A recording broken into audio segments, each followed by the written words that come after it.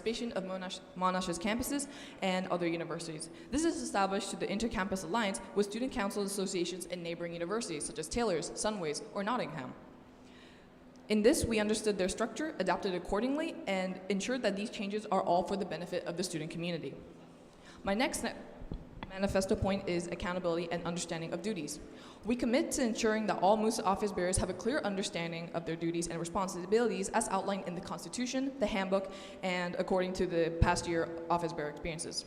By promoting this transparency and holding ourselves accountable, we can ensure that every action taken on behalf of MUSA serves the best interests, again, of our student community. My final point is unity and diversity. So to enhance the student experience at Monash Malaysia, we will strengthen our connections within MUSA. Among the different ideas and initiatives curated, we'll foster that culture of collaboration and solidarity to address these challenges and provide more effective solutions and event initiatives for our students. So internally, bonding sessions will be held within MUSA to build a cohesive body and bond. These interactions will consequently encourage an exchange of ideas that will foster these collaborations between schools, divisions, and functioning bodies for greater events that will cater to the students' needs. This concludes my opening statement. Thank you. I'll pass it back to Wakas.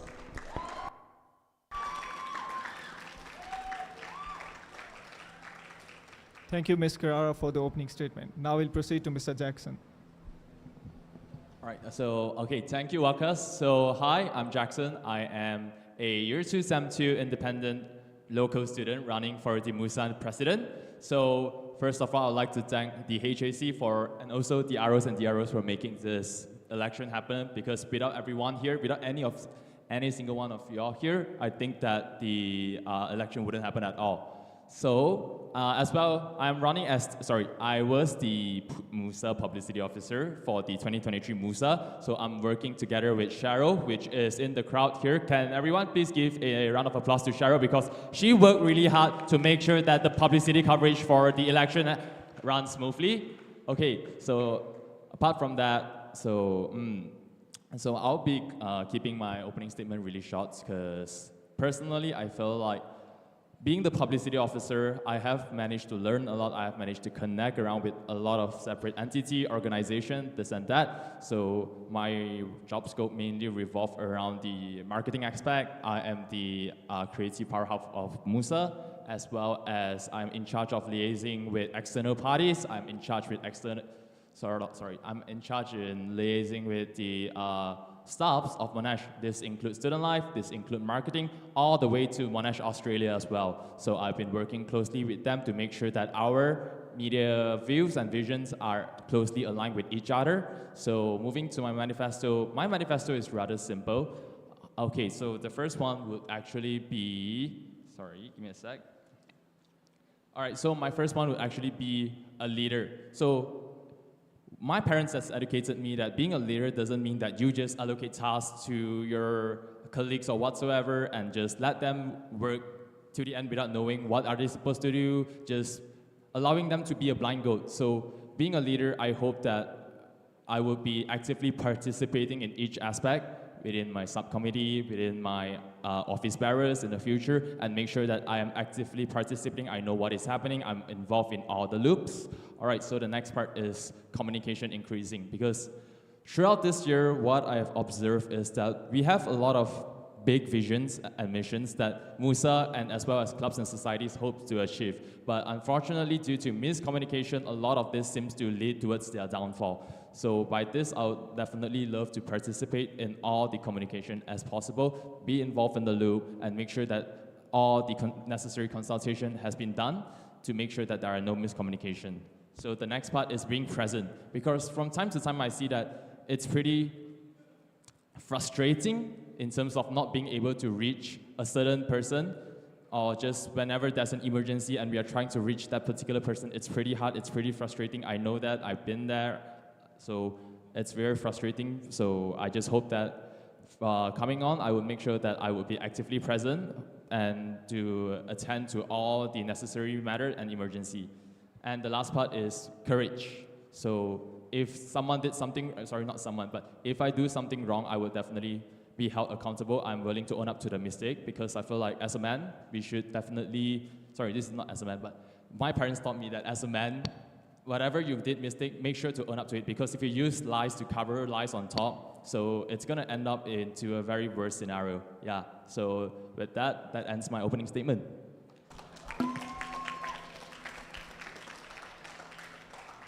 Thank you, Mr. Jackson, for the opening statement. Now we'll proceed to Mr. Muhammad Jamal. Testing, 1, 2, 3. All right. A very good evening to everyone. I know everyone's really tired and it's hot outside, so I'm going to keep this short and simple. It is both an honor and a privilege just to, well, sit before you today, fueled by a mission and a vision that transcends mere words on paper. My name is Muhammad Jamal Ahmed, and I am deeply enthusiastic about the opportunity to seek your support as the candidate for the MUSA presidency. Moving forward, about my mission. In the heart of our Monash community, I embark on a purpose-driven journey, one that aspires to elevate Monash experience to remarkable heights. Together, we shall magnify the echoes of your aspirations, lend resonance to your concerns, and cultivate a campus characterized by the brilliance of every student's spirit. My mission transcends the realm of leadership. What this means is that it is a solemn commitment to myself to nurture an environment defined by empathy, inclusivity, and unwavering support. We shall champion your aspirations, ensuring that your Monash journey is not merely transformative, but profoundly meaningful. My commitment is resolute, but it is defined by 4 key pillars. Number first, student-centric empowerment. What this means is that I intend to make it my foremost priority to amplify the voices and the concerns of our students. This commitment encompasses the vigilant oversight of our events, advocacy in disciplinary manner, and my role as the official spokesperson for our vibrant community. Number 2, financial stewardship and resource allocation. Prudent management of MUSA's resources is my solemn duty. As MUSA, we will rigorously scrutinize financial requisitions, ensuring they are both justifiable and aligned with our overarching objectives. Financial responsibility will underscore our resource allocation, and I will ensure that the best possible student experience for the Monash community. Number 3, collaborative leadership. Fostering collaboration shall be the cornerstone of my presidency. What I mean by that is that I intend to serve as the bridge between MUSA, the campus administration, external stakeholders, facilitating seamless communication and engagement. Together, we shall fortify our campus community and external relationships. And lastly, commitment to continuous enhancement. My presidency will be marked by an unwavering commitment to perpetual improvement across all facets of MUSA's operations. What I mean by that is from MSc committees to the AGM and end-of-term responsibilities, I will diligently work towards enhancing the student experience while upholding the principles of transparency, accountability, and student welfare. Thank you.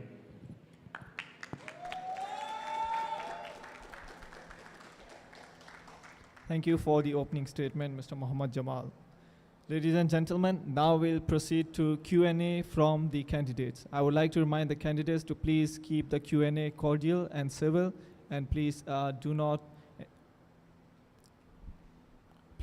interrupt before the question is completed or the answer is completed. Thank you very much.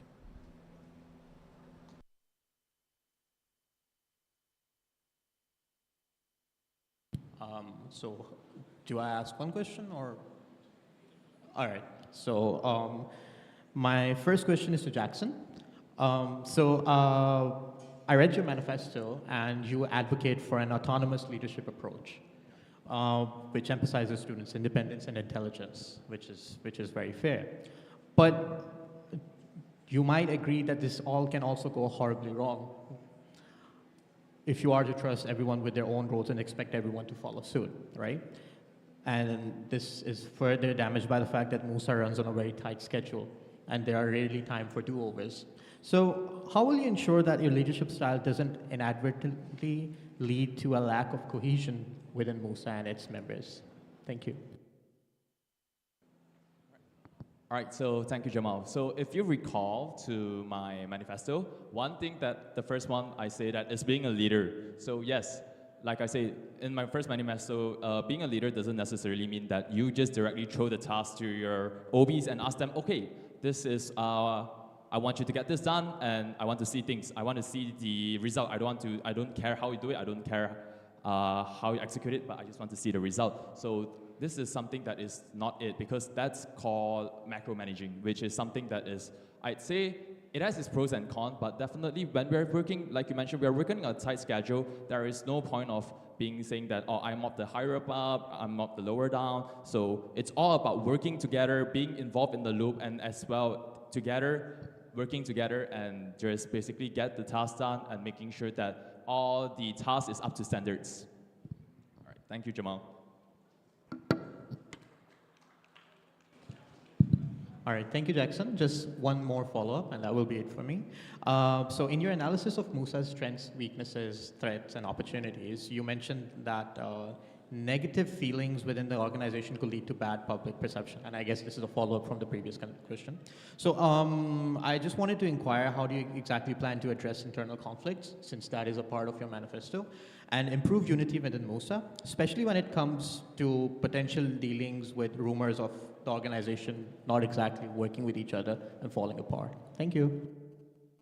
Okay, thank you, Jamal. This is a very good question, a well-structured question, in my opinion. So let's talk about the first part where we talk about the bad, negative feeling that will lead to negative perception. This is actually very important because, for example, imagine us from a third world country. We see something that is constantly political unstable, all these fights going on. That's why it's very common that people perceive that, okay, this is a very negative association.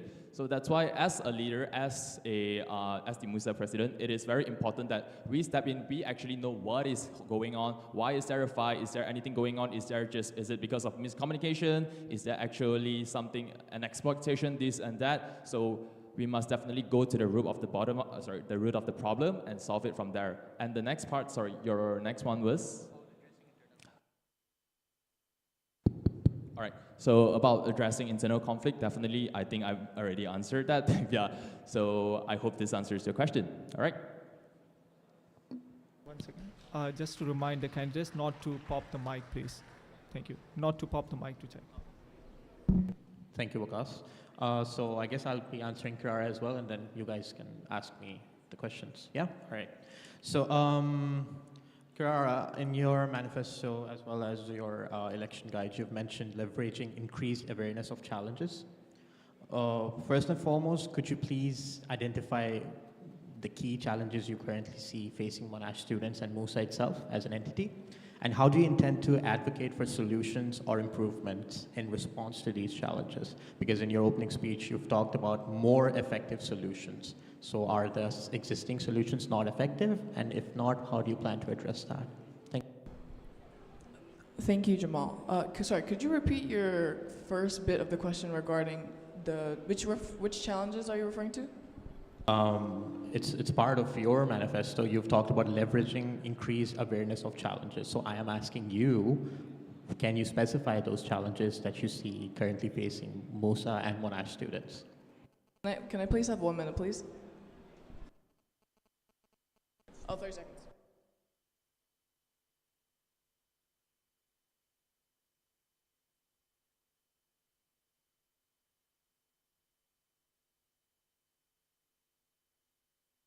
Right, to answer your question regarding the challenges, we have seen the prevalence of mental health issues, especially during the transition from MUSA 2022 to MUSA 2023, where obviously it was a different learning mode where there was online, and then to transition back to offline. We could see that there was a need for raising awareness of the student support.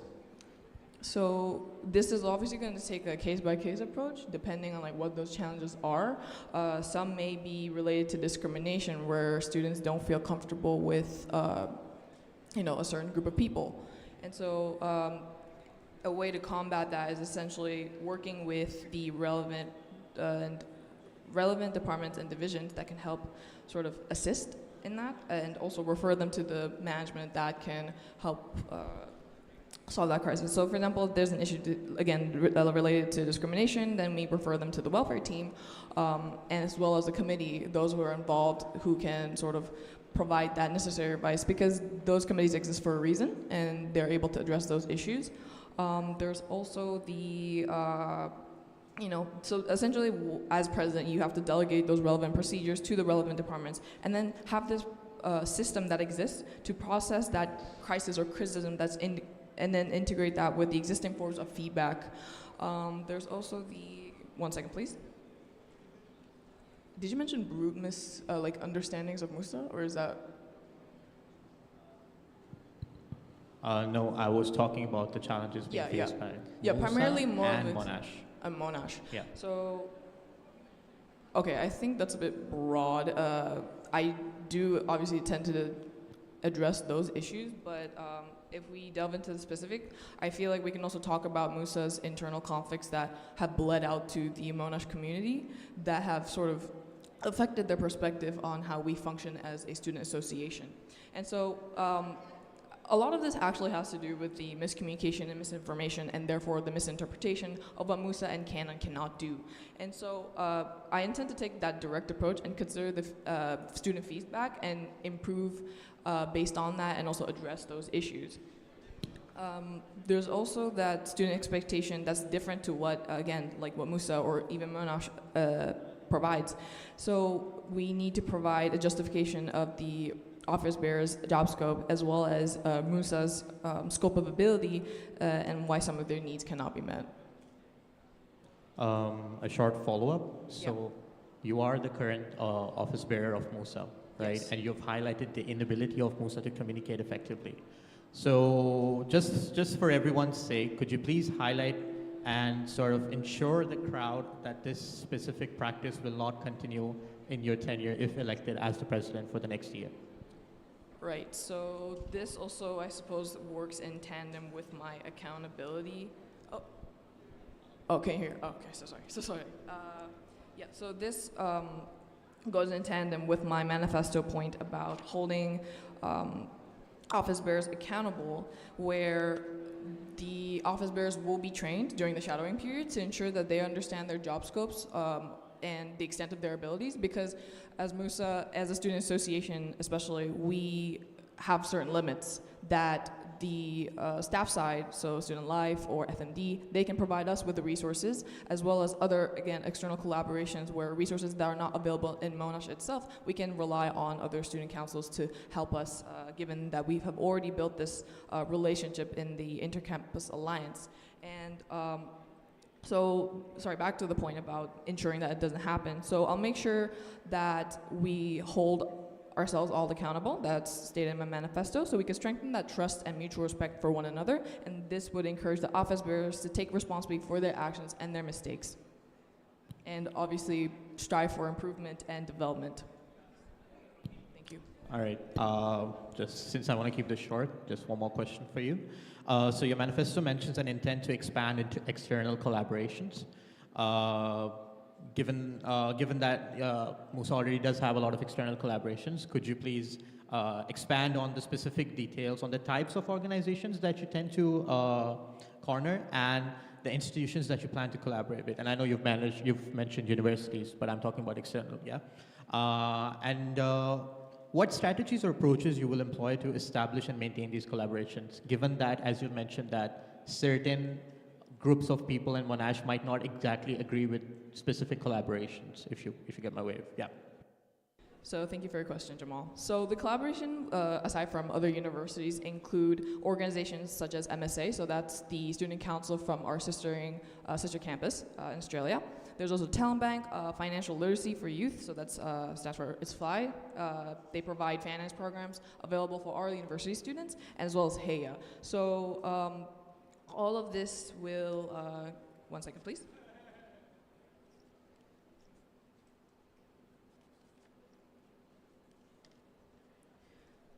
Okay, so sorry. Thanks, Jackson. Thank you. So, so in that we intend to sort of encourage workshops or seminars, career fairs, network events. Most of them I could see that is educational. So in terms of workshop, we can sort of transform that into, say, something like a performing arts workshop from Taylor's. Again, so sorry, this is a student council thing. But encouraging other organizations to provide those programs available for Monash students, perhaps at a discounted price or even free if possible. We also intend to do sponsorships as well, like large-scale events that are happening like band nights or maybe something along the lines of Monfest or Monash Cup, and still continue to hold those bazaars. So sorry, what was the, yeah. The Can you repeat the that question, last please? part was controversial, potential controversial collaborations, and how, as the president, you would sort of defend that in your tenure.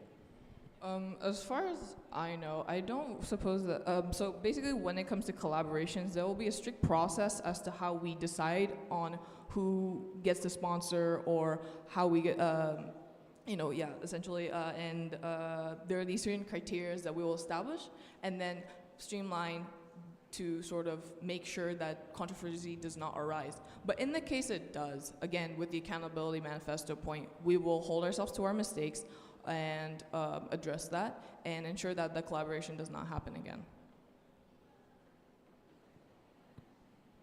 Could you please highlight the process that you've just mentioned regarding how will this decision be made? Yeah, so that will be depending on the vendors. Most of the vendors that come or collaborations will be discussed among the Welfare Affairs Committee because, so that's where all the vendors come in. And then this also includes communication between office bearers, so they are well aware of what's going on.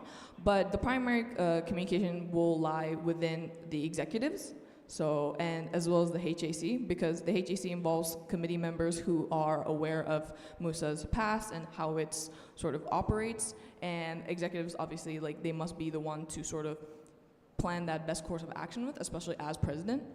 And so all of this will be done communication on respective communication channels such as Telegram, because that's the main mode of communication.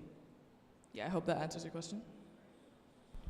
All right, thank you, candidates, Kirara. sorry to interrupt. Let us put the questions in a rolling session. So, Mr. Jackson, you may proceed with your question to the candidates. Yeah.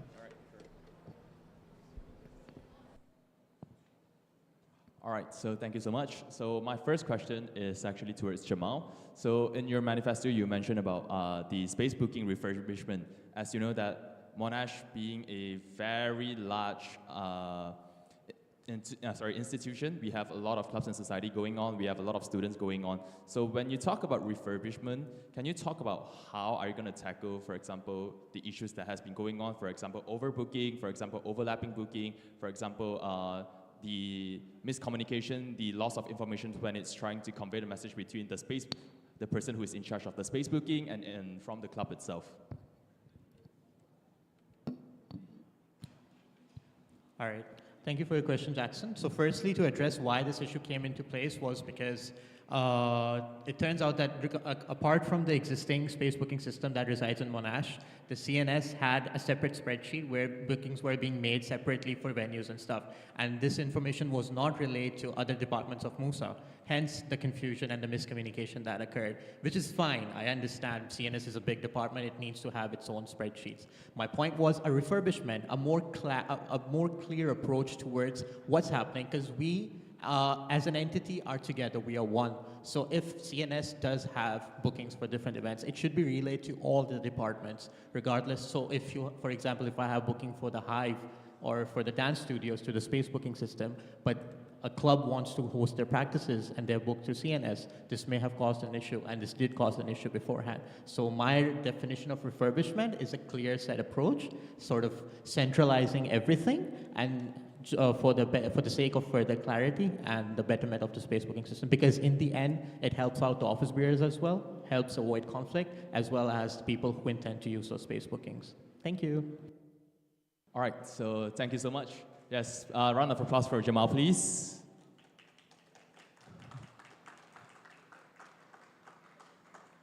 All right, so since it's a very good answer, but I still have a follow-up question, which is that in an event where there is a clash in booking, meaning that MUSA itself has to use that particular space for a particular very, very important event, say a campus level event, and the clubs itself, they have already pre-book the venue way ahead of time. So how would you sort of value in terms of, are you sort of advocating towards MUSA itself, or are you advocating towards the clubs and societies? All right, thank you, Jackson. So first and foremost, MUSA and CNS has very strict guidelines regarding as to when the EMS must be submitted. For campus level events, it's 14 days. For external events, it's 28 days. And I believe that the 2-week to a month gap is enough for the verifiers, such as the president, to overlook the booking system and relay that information. And in case that there is an overlap of the bookings, relay that back to the CNS. Obviously, as the president, our job is to represent all students and their interests. So our priority will not be to cancel the event, but offer a replacement. So for example, a day and ahead or a day below. Because obviously, as the president, our first and foremost priority are the students. So my priority personally would be to never cancel the events or have to choose between them. I want both of them to go through because they are equally important in my eyes. So I will definitely let that go through and just offer a replacement booking. So yeah, thank you.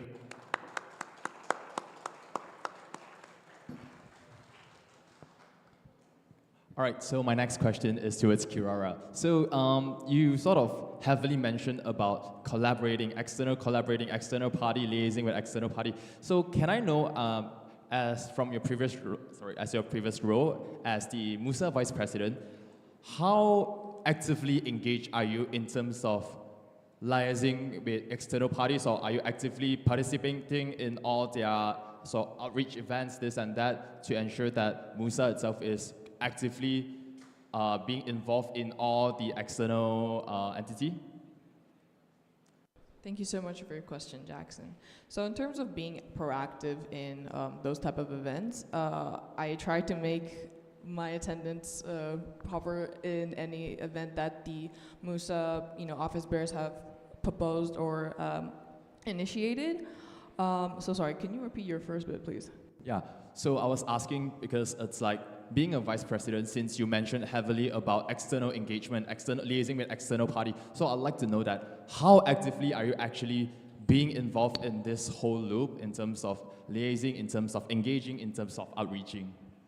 Actually, So in terms of the engagement bit, that actually revolves around the president role, because I believe that as a spokesperson of MUSA, they should be, or the face of MUSA, they should be present and active in the student community.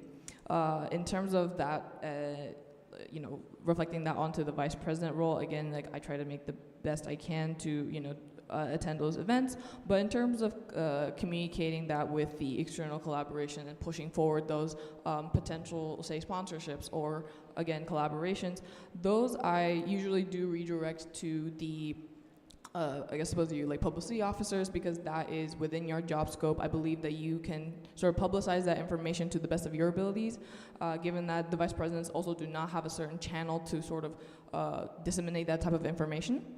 And yeah, so that was also redirected to other relevant divisions and departments, yeah. All right, Okay, so another thing that I would like to follow up was that you mentioned about the Campus Alliance.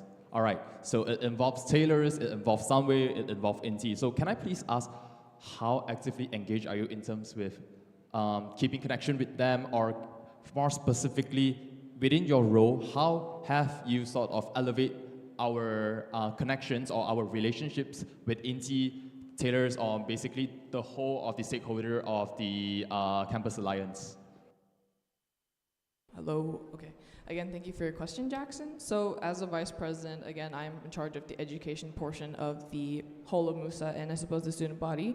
So there was that intercampus night that activities hosted, and in that we discussed potential strategies as to how we can improve unit coordination and all that. But that also is particularly reliant on how Monash's campus itself would like to conduct those endeavors. So while we can reap those and exchange those ideas that they're currently implementing for their respective campuses, it was primarily just a exchange of ideas, short discussions as to how we can improve and tailor our services to students' needs. And in terms of contact, we are in a group chat with other student councils. While it is currently not very active, given that we all have our respective responsibilities to take care of, it is a open channel that we can essentially broadcast messages to encourage collaboration or invites for not just the student council itself, but for the student community in those respective campuses that could potentially join Monash's events, or Monash students enjoying the events of other campuses. Yep.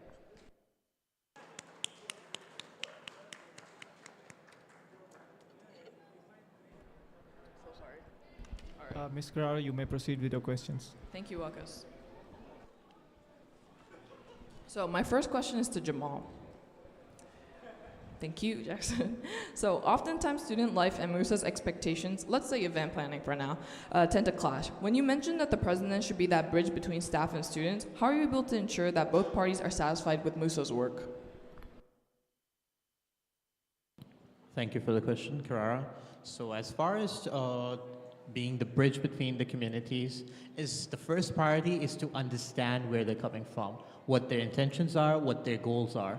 So obviously student lives and the students' goals might differ from each other. Let's take events. If there is a specific events that the students want to continue and they convince me to do it, then it is my job to convince student life to go ahead with it. Because if in the greater interest of the Monash community, if there is an event that they want to go through, as you mentioned, then student life, all I can do as the advocate for student voices in Monash, it is my responsibility to sort of put forth that vision in front of student life. And yeah, that would be my primary role. I'm not saying they will agree what I say, but it is my job to sort of advocate for that. And I hope that answered the question. Thank you. All right, so next question. So when you mentioned seeking out student concerns and feedbacks, how do you intend to carry that out, considering that there are already existing feedback platforms? Thank you, Carrara. I was expecting that question. So in my manifesto and election guide, if you have read carefully, I've mentioned the introduction of a platform called MUSA Listens. But mind you, this is not a new platform. What we will be doing is essentially rebranding the existing platforms and sort of seeking out if there might be any lackings between them. So yes, I believe that MUSA's current platforms are more than enough for the communication barrier to not exist. But what I believe is that if we rebrand this stuff, it helps turn over a new leaf. And potentially, if there might have been cases where a student might have felt like their voices were not heard by MUSA, as a rebrand of that same vision, of the same thing, it helps put forth a new vision in front of the students itself, and helps maybe helps maybe convince them to give MUSA another chance. Because yes, I don't want to make big, bold claims such as the introduction of massive new initiatives, because I believe that the current initiatives in MUSA first need to be refined, and then only once they're done, you move forward with it. But yes, I'm open to both of them. Thank you. Great. Yay. Okay, thank you, Jamal. But I do have a follow-up question. So you said that it's called MUSA Hears? MUSA, sorry? It's called MUSA Listens. Oh, okay. So it's called MUSA Listens, thank you. So just a follow-up question. Currently we have the MSC, so that's the Monash Student Council meetings, and that is where we provide those departmental updates to make sure that the student body is aware of what is the operations and businesses that's conducted by MUSA. Given that that could also act as a feedback platform, could you elaborate the sort of why we should implement this new MUSA forums? Why not just allocate all that effort into improving MSC instead of, Thank you for your question, Carrara. I like to think of myself as a realist, and being a realist and knowing that you have currently served as an OB, you should be aware that the MSc is not exactly a popular feedback platform amongst the students. It's more of looked at as a departmental thing for MUSA itself, and not exactly for external collaborators, right? I do agree that it's open to all Monash students, but you have to pitch the idea to the audience. You cannot just expect them to come to you. You have to sort of make yourself look like that nice person that they can approach and feel friendly and safe towards. So yes, MSc is there, but I believe that if you implement the initiative that I mentioned, MUSA Listens, through platforms such through the welfare or through the publicity department, what you can do is sort of achieve, as I said, turning over that new leaf approach, where people might be more inclined towards, we're like, okay, you know what, let's give them a shot. And then it will be my responsibility to address those things, because if I'm proposing an initiative, I should be the one who is held accountable if those initiatives don't go through. So yeah.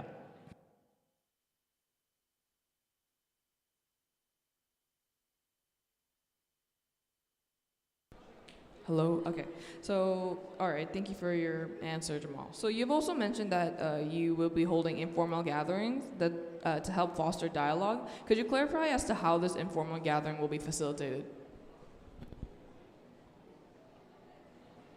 Yeah. So, I mean, I don't want to make a big deal out of, gatherings of formals and, student ties and whatnot. We're all students, we're here, I believe, to, have memorable experiences. So when it comes to informal gatherings, that's just a nice way of saying, let's go out to dinner, or let's sit together, play games, whatnot. Just an informal gathering in the sense that actually get to know the person apart from whatever position they're referring to. Because once you build that personal connection, it also helps eradicate the potential conflicts existing between you two. Because if you have an established communication channel, that sort of eradicates the possibility of conflicts. Yes, conflicts might arise, but if I'm buddies with Jackson, I'll be like, okay, you know what, let's talk it out. You know what, I don't have anything against you. Let's talk it out. Let's fix things. And this is what I mean by informal gatherings. Yeah. Okay, thank you for that clarification, but I do have a follow-up. So there's nothing wrong with having those informal gatherings. It is important to form that bond between office bearers because we're all friends at the end of the day as well, aside from our job scope. But, so my follow-up question is, in that case, how will we be able to how will you not have that bias when it comes to decision making? How are you able to differentiate, for example, their wrongdoings as a friend and an office bearer?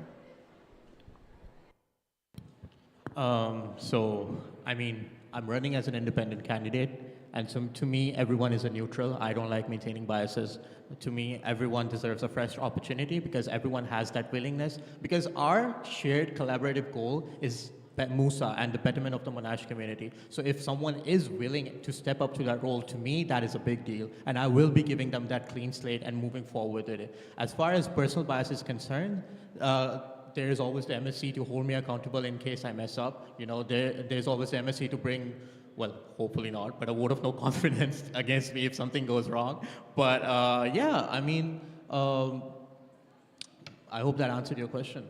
I meant in terms of decision making. So not your personal bias, but for example, let's say an office bearer that you are friends with commits a wrongdoing. How will you not let personal bias cloud that decision? All right, so for me, I will establish a protocol, which I will elaborate on so I don't get any more questions about it. For me, I believe the EXCO is really important in any decision making that comes with MUSA itself. So I do not like to think of myself as the sole leader. I absolutely do not think that that's an ignorant thinking. For me, I will be discussing that with the EXCO team of MUSA, which includes VPs, finance, division heads, everything, to get their opinion on something that is happening around. Because for me, I do not think that I'm right all the time. So it's always nice to have a second opinion. And if I believe that collectively it is that same mindset around the organization, then we do have a problem and we need to address that. But if it is just me or I am being bothered by it, then it's something that I need to work on myself. And I will not be targeting anyone for that. So thank you.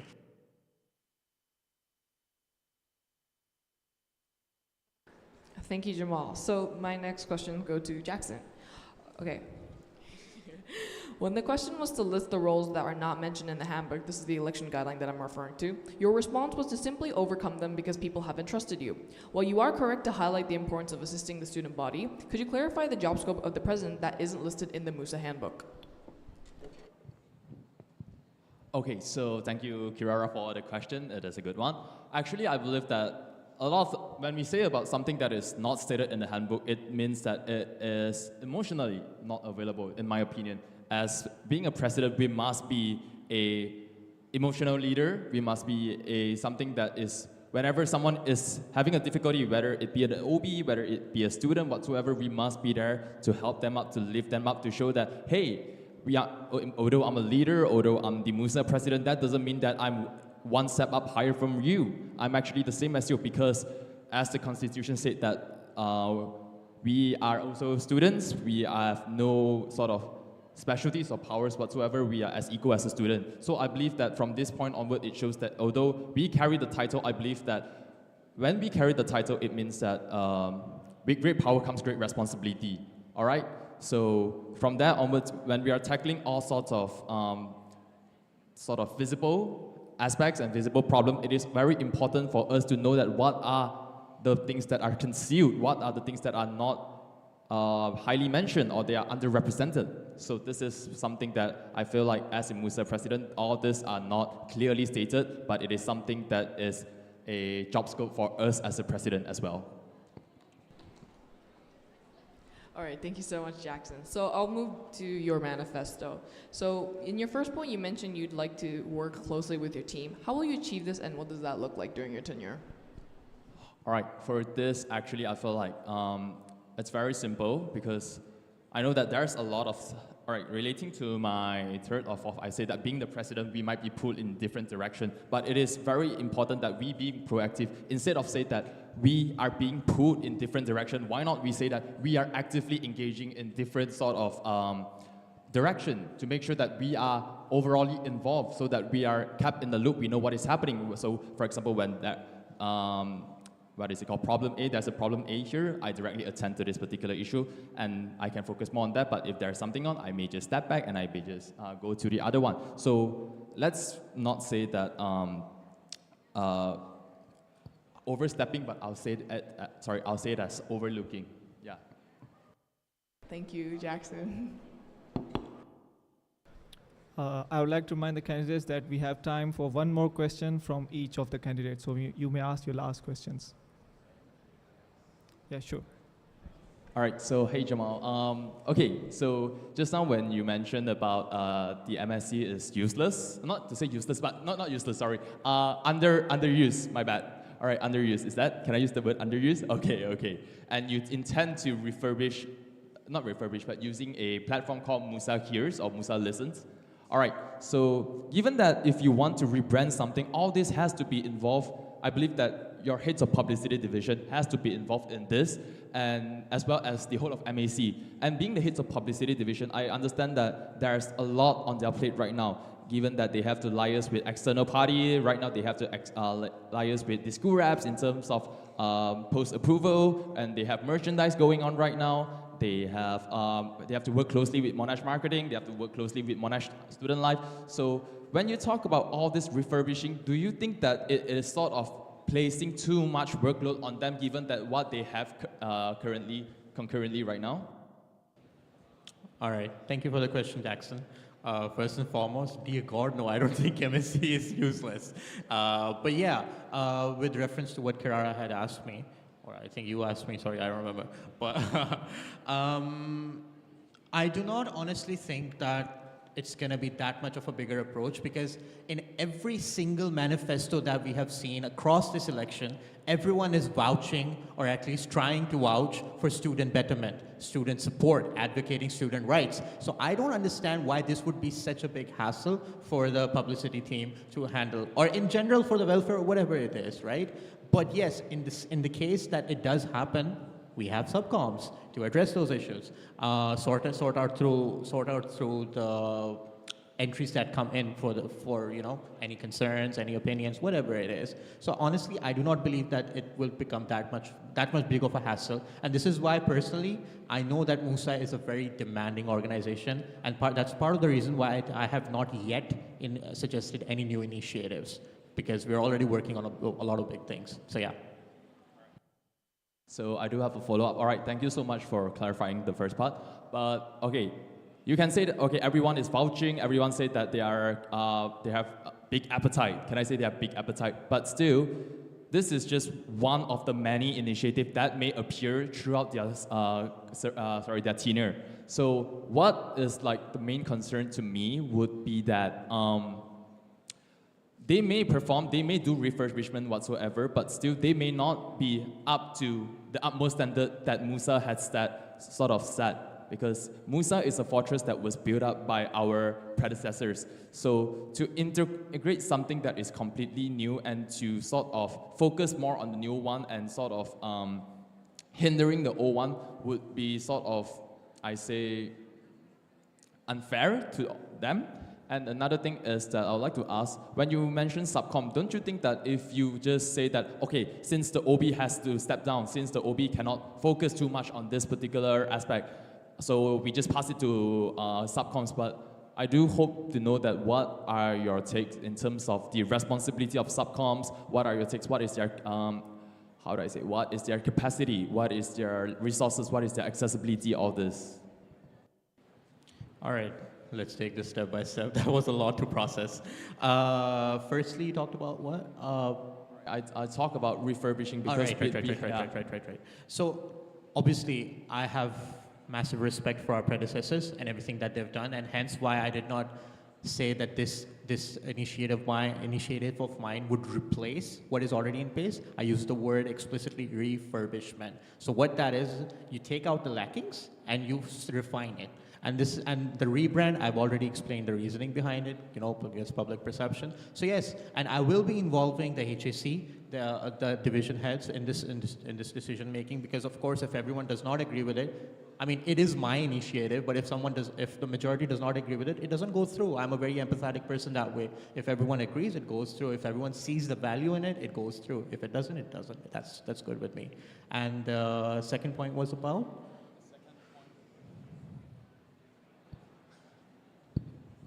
All right, so the second point was about, in terms when the OB couldn't handle it and it is directly passed towards their subcom. Do you think, I would say, is it fair? Do you think that they have all the available resources? Do they have the same accessibility in terms of their leader? Would you say that they have the same amount of resources that they have in hand that shows that they are capable of taking over their OB's position? If so, why not we just directly elect the subcoms to do on the particular job instead of passing it to the leader? All right, thank you for the question, Jackson. I feel like my first point might have been misunderstood and misphrased, so I apologize for that. What I meant by subcoms is that the MUSA constitution very clearly defines the roles and the expectations of every single office bearer, and that is expected of them.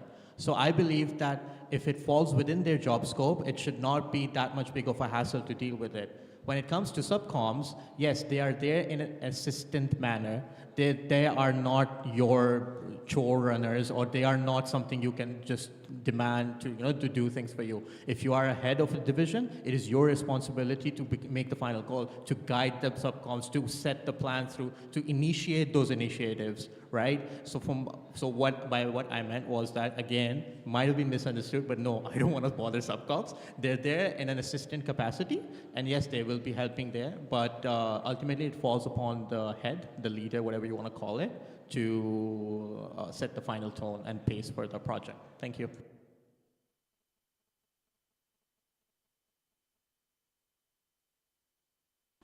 Okay, so this is a question to Jamal. So this is a question that I'm simply seeking clarification for. So as someone who is not currently operating in MUSA, how are students able to entrust your leadership when you become president? Thank you for the question, Kirara, and that is something I believe everyone might have been thinking. But for me, I believe that merit and work ethic play a big role in when it comes to MUSA.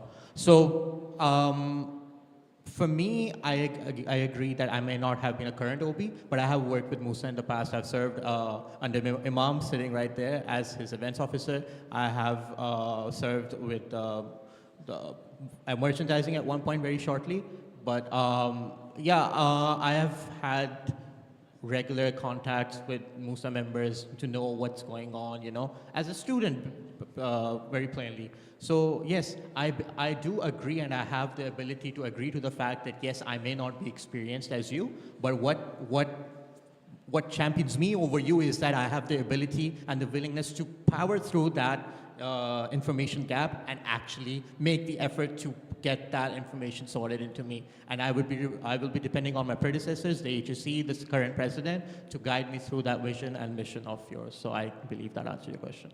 Thank That's you. very commendable. Thank you, Jamal. Thank you, candidates. So that will be all for the Q&A between the candidates. Now we'll proceed to Q&A by the OB. So I would like to invite Mr. Rashwan to please come and ask the questions.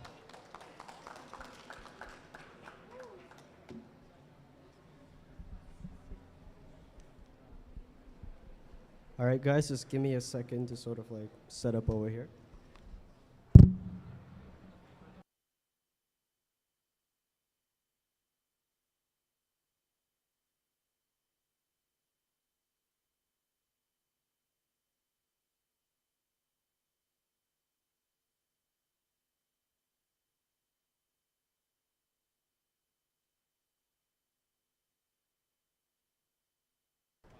All right, so my first question is gonna be like the same question, it's just structured differently for each of you.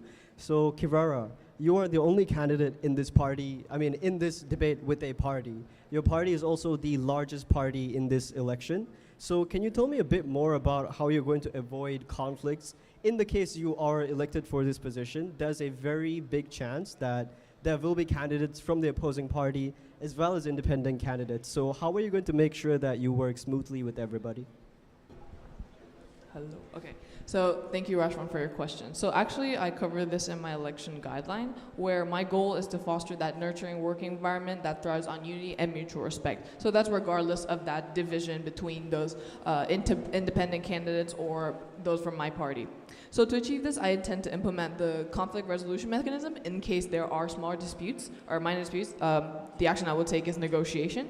Otherwise, I'll be mediating if it's interpersonal. And larger measures will be taken depending on the nature of the matter. And can I continue? Okay. Yeah. So yeah. Again, to address any disputes or disagreements, and emphasizing on compromising and finding that common ground.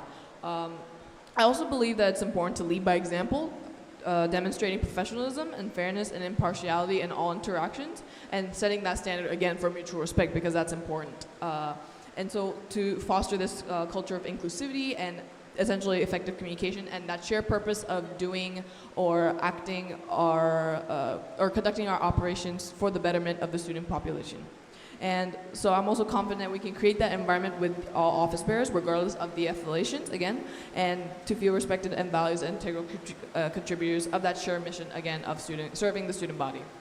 All right, thank you for your answer. So next question to Jamal. So start of this election, you were the ticket holder for the party Lideranza. However, later on, you had to give up this position because you were unable to find any other candidates for your party. Tell me a little bit more about why you had such a hard time finding candidates and how you plan to do your best as an independent candidate. Thank you for the question, Rashwan. Well, primarily, me not being able to find the candidates was my own fault because I decided very late in the election period to actually run for office. I was still unsure of, if I would be able to, if I actually wanted that, and I believe I did because I even had that, I had the biggest party last year as well, a clear opposition to what was running last year. So for me, the idea of a party was not a priority. To me, MUSA is the priority. So for me, the priority was what I can contribute to MUSA as an individual. So the next point being the bias, I think, the struggle for an independent candidate. As I said, for me, I will be giving everyone a clean slate because we all have a common shared goal, and that is the betterment of the student community, and that can only work if the MUSA is united on each and every front. So I believe it all comes down to communication. Communication is key. The informal gatherings, that will help foster that bond, and just the plain willingness of every single individual to work with each other. That is the least that we can expect from each other as mature adults. So I believe that everyone will champion that quality, and if elected, give me that opportunity to represent them as the president. All right, thank you for your answer. All right, so now we'll move on to you, Jackson. So before the ticket holder list was confirmed, you were part of the party Ignivitas. However, you were voted out of the party. Could you elaborate more on why you were kicked out of the party and how you're going to adjust as an independent candidate? All right, so thank you, Rashman. I believe that it's a good time for me to actually clarify all the matters. Yes, I was part of the party Ignivitas. I was voted out between, I believe, several members because due to a accusation saying I have a certain view towards a certain group. But in my defense, or I can say that I can clarify that all right. So what have happened was that it was a joke and it was overheard and maybe someone didn't knew that it was a joke and they thought that I was sort of having hate towards them. That's why all these accusations sort of lived up. But I'm here to assure that none of this is actually true. I have how do I say it? Seconders. I have people behind me backing me up, so I'm not worried about all these accusations because if I'm that worried about it, I would have just stand up and say, oh, I'm this, I'm that. I'm actually not. I would have fought to sort of defend myself, but I chose to let it be because I know in a way that if I'm trying to fight against a baseless comment, it wouldn't be effective at all because even if I have a strong evidence, even if I have strong proof whatsoever to back me up, baseless is still baseless. People would, I wouldn't say people, but the general public still prefers rumors more than facts. All right. So my next question is for all three candidates as well. However, before I ask the question, I'm going to mention that after I ask a question, I'm going to give you guys an order in which I would request you guys to answer from. So one question, Jamal might go first, next one Jackson, next one Kirara. So my first question is, could you elaborate on the administrative tasks of the MUSA president? And can we have Jamal go first, then Jackson, then Kirara? Just give me 10 seconds. Oh,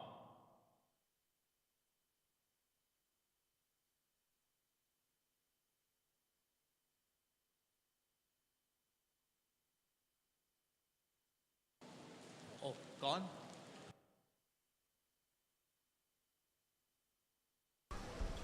Hello. All right.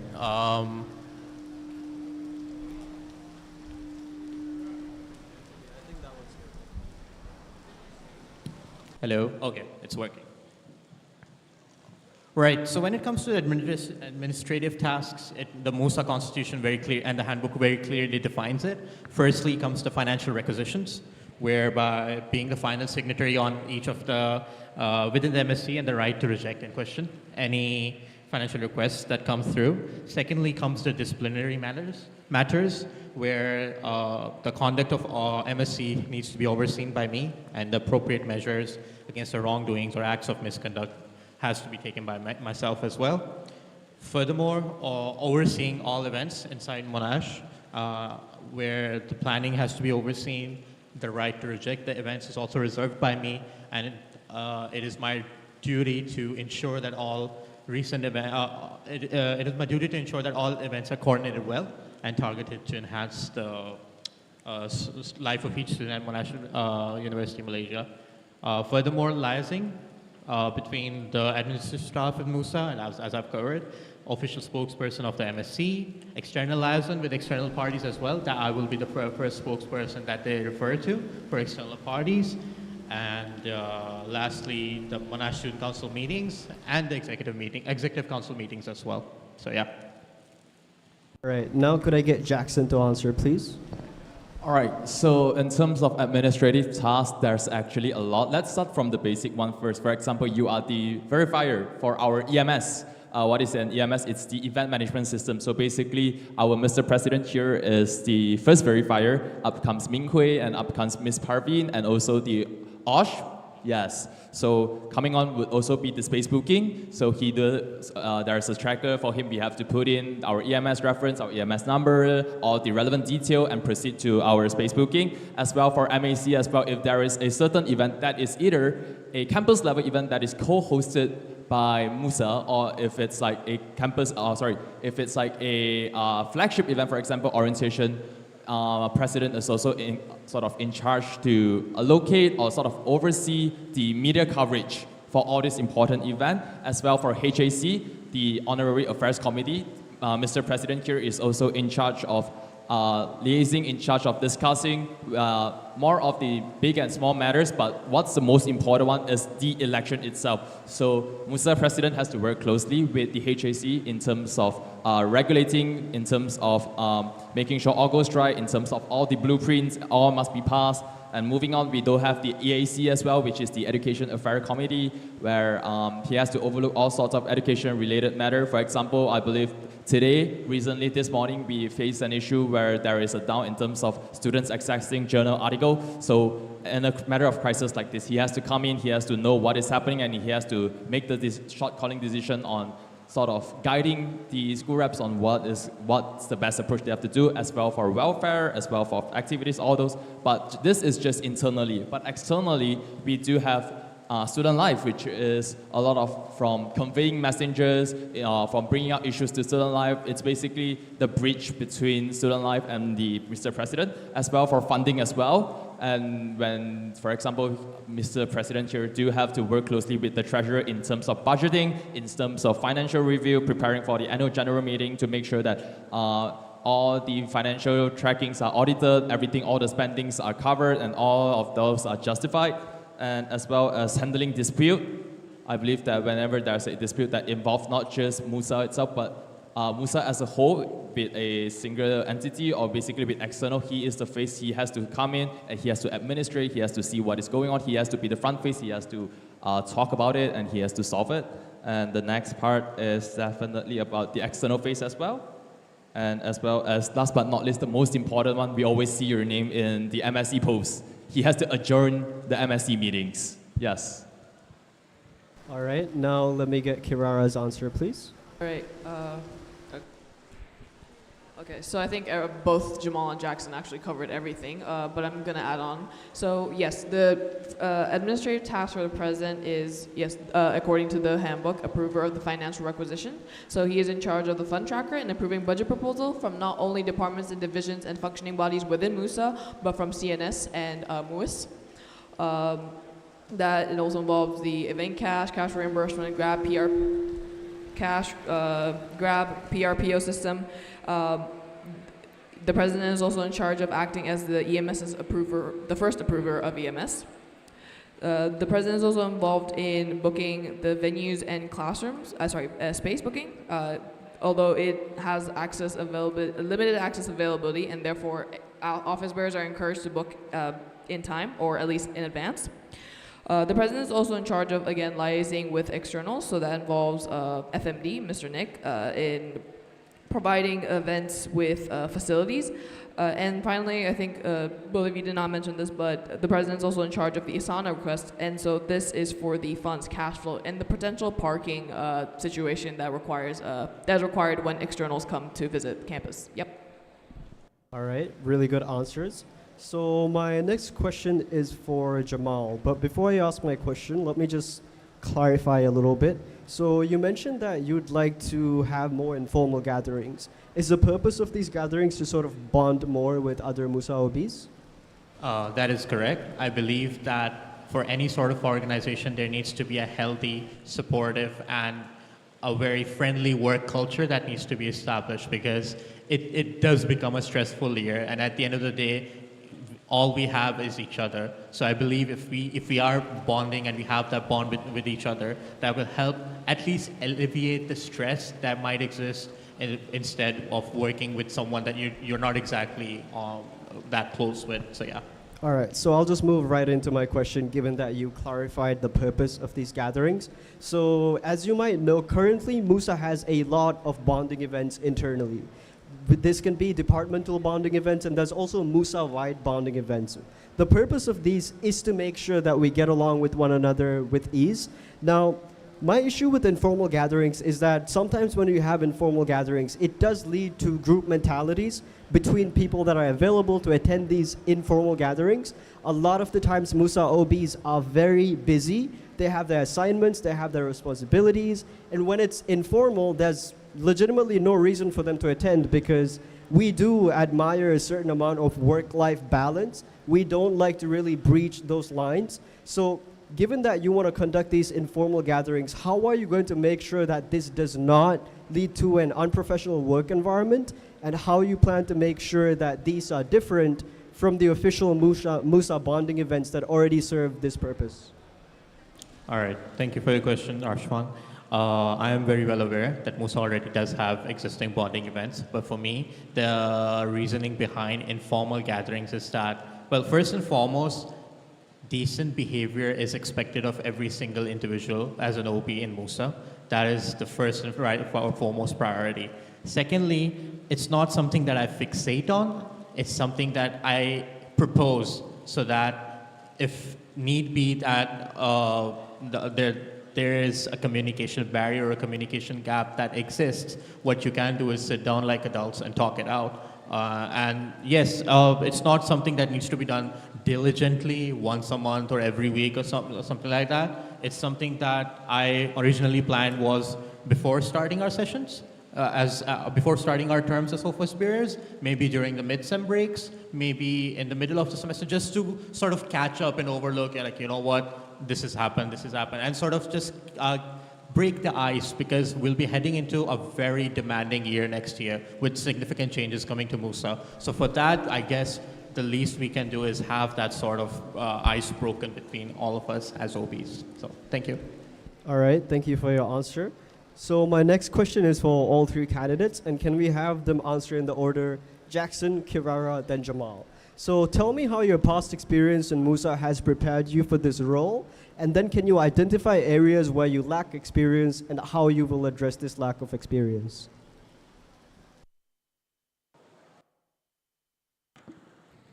I go first, right? All right, so thank you so much, Rashwan. So being the publicity officer, at first I joined this role.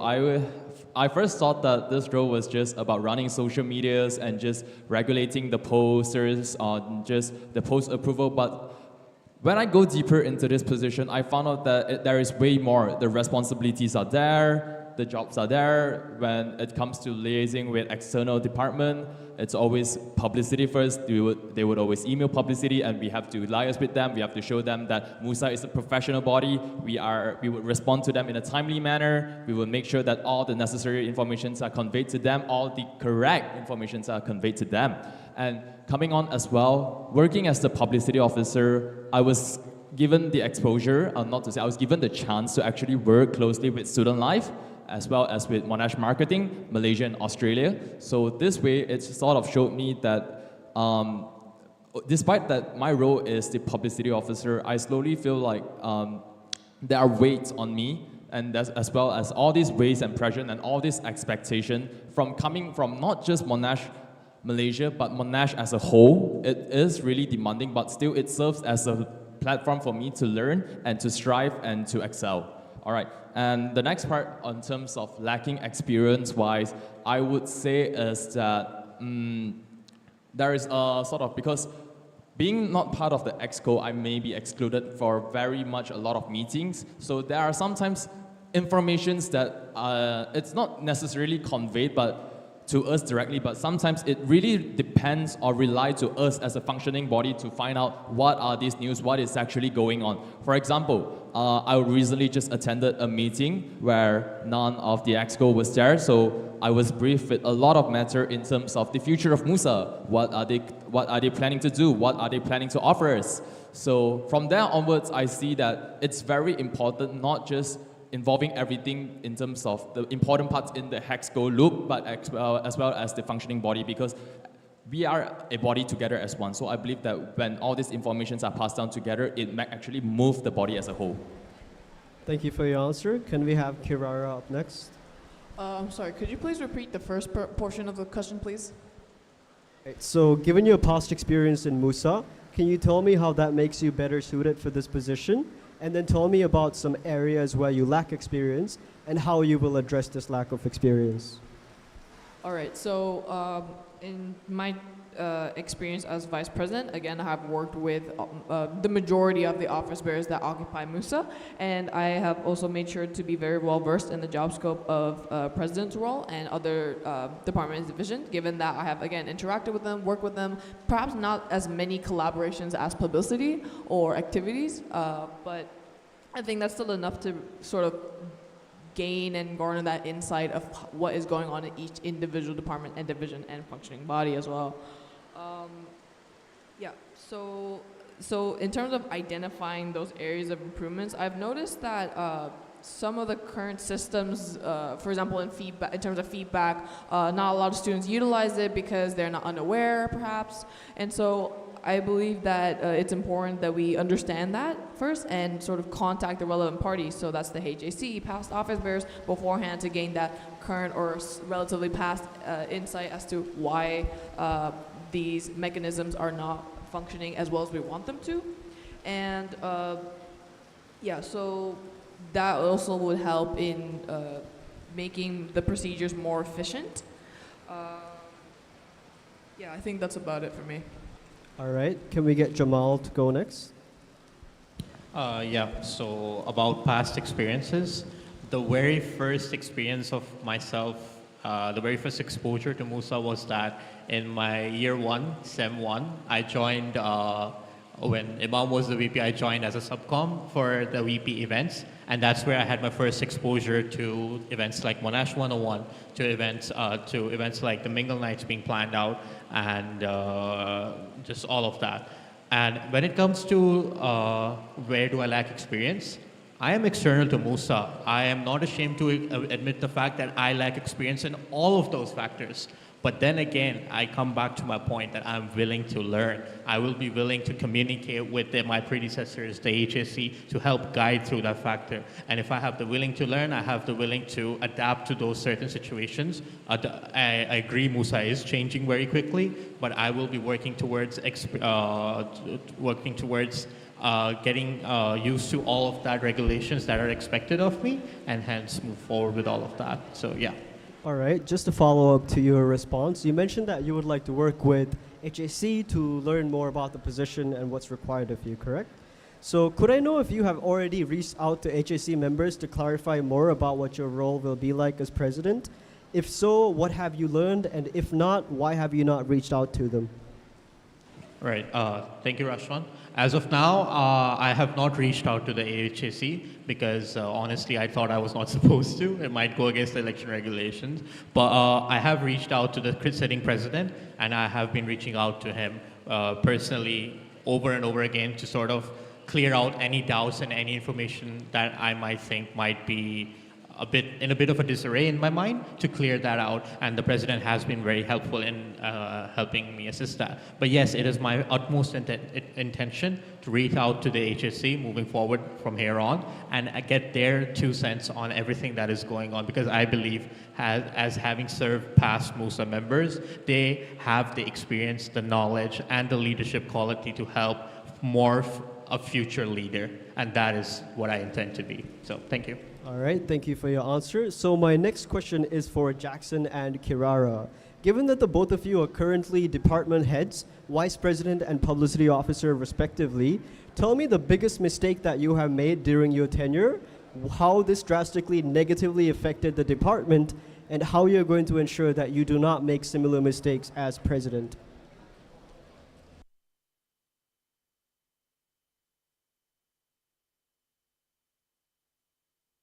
Whichever one of you is ready can go first.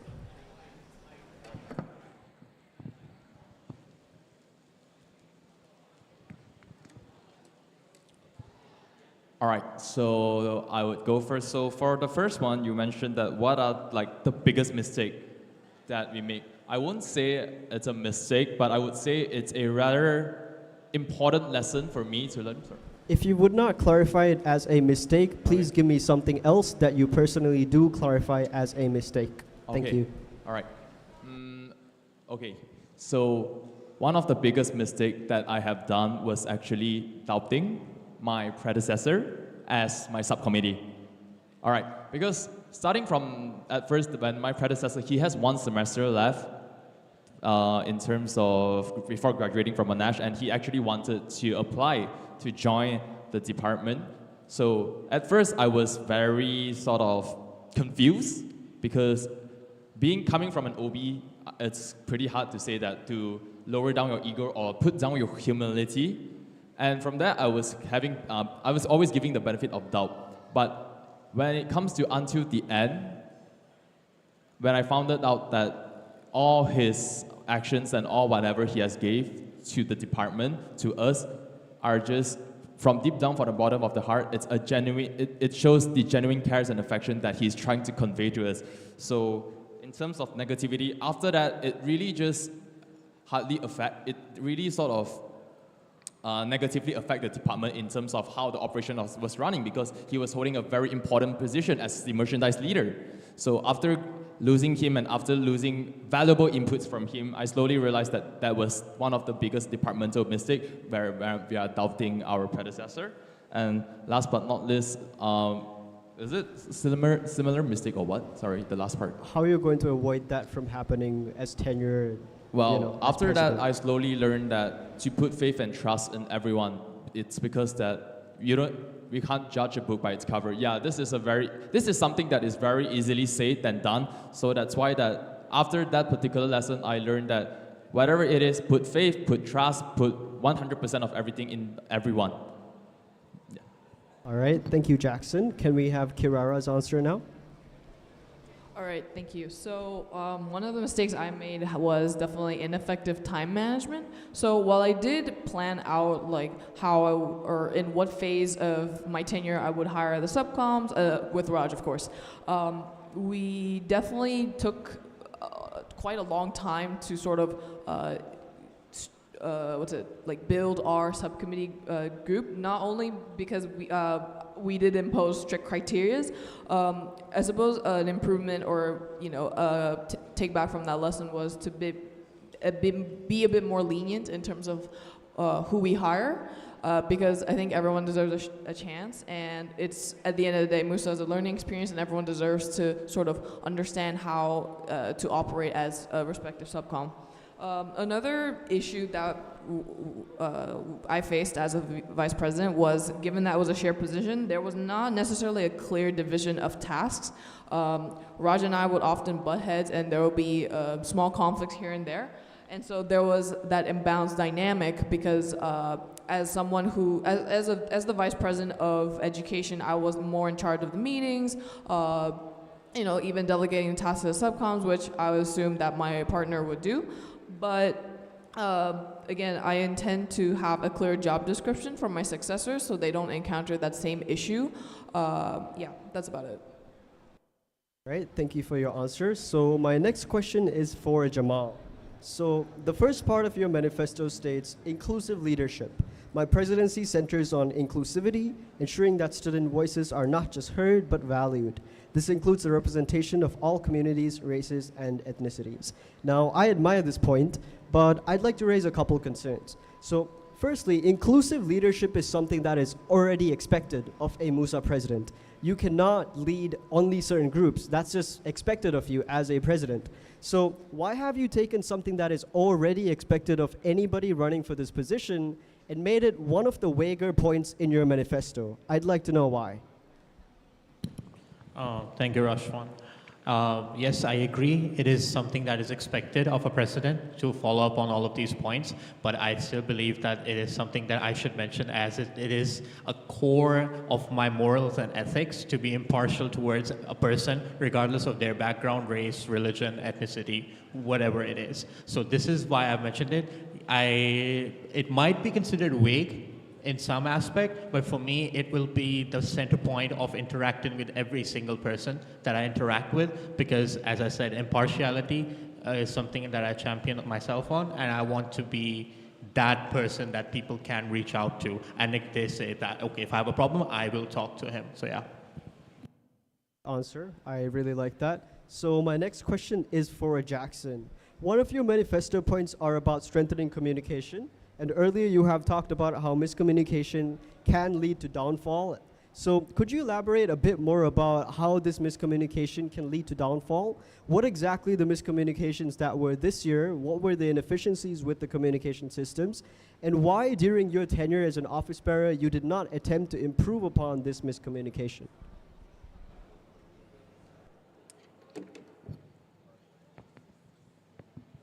So one thing that was hit about was actually happening in my department. So for the full context, the inter-campus night was actually hosted by publicity and activities itself. And what happened was we talked to the important stakeholder about making the booking of spaces.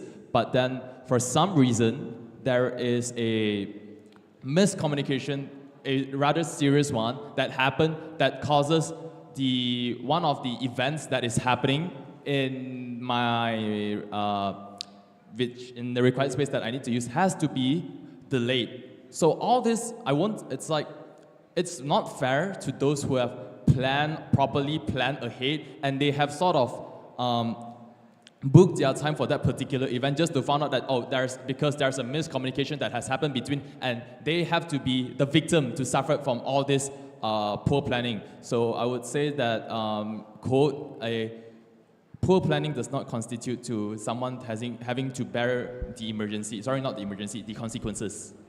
Great. And the last part of the question was that why did you as an office bearer during your tenure not improve these miscommunication practices? Yes, it's because that, what happened was during the time, I believe that everything was sorted out. I was given the green light to go ahead to use everything. I was expecting flu clearance.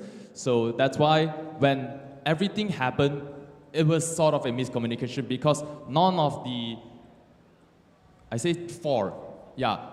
four entities was well informed because there was missing of information, there was negligence, there was basically a breach of duty of care in terms of everything. Everything is happening all together at once. So it leads to one having to suffer where one enjoys the benefit despite being late and all this.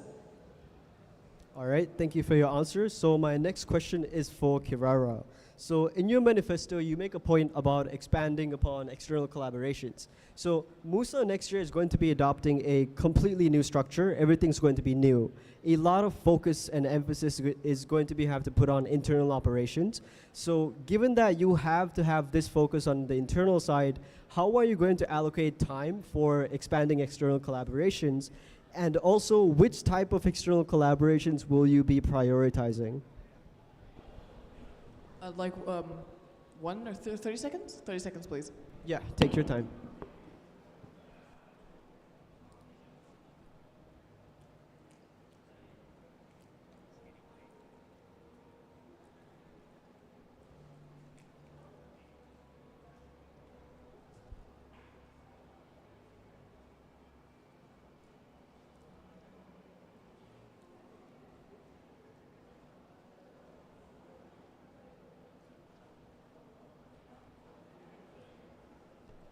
I'm sorry, could you repeat the first version of the question, So my please? first question is that given that you're going to have to put a lot of emphasis on the Right. internal workings of MUSA, Right. because we have a new structure and everything, how are you going to balance the internal side and then expanding external events? Okay.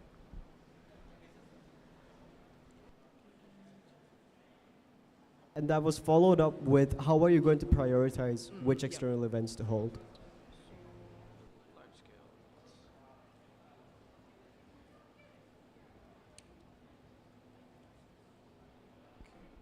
So in terms of balancing external collaborations and internal welfare?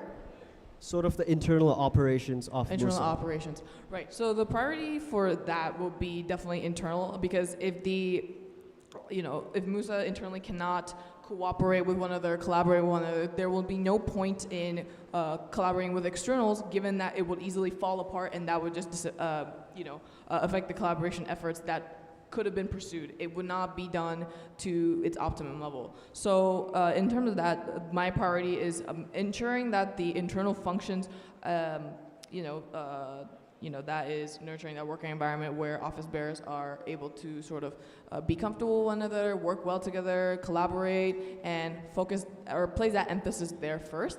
And then once that is relatively stable, I would say, we can then establish with our existing external collaborations. So that is, again, the student council, other external organizations that we can partner or is under Monash as well. And that way we could sort of benefit from both sides, where MUSA is able to function as one body, as a student association, but also collaborate with external parties. And your second portion about the priorities or prioritizing which event. What sort of external collaborations will you be prioritizing? Right, so I think I mentioned this, I think it's a question that Jamal asked me. So in terms of external collaborations, I think large-scale events to foster high student engagement is definitely something that we should prioritize. That will be something that I have to communicate and work and plan with the head of activities and also head of publicity for more exposure.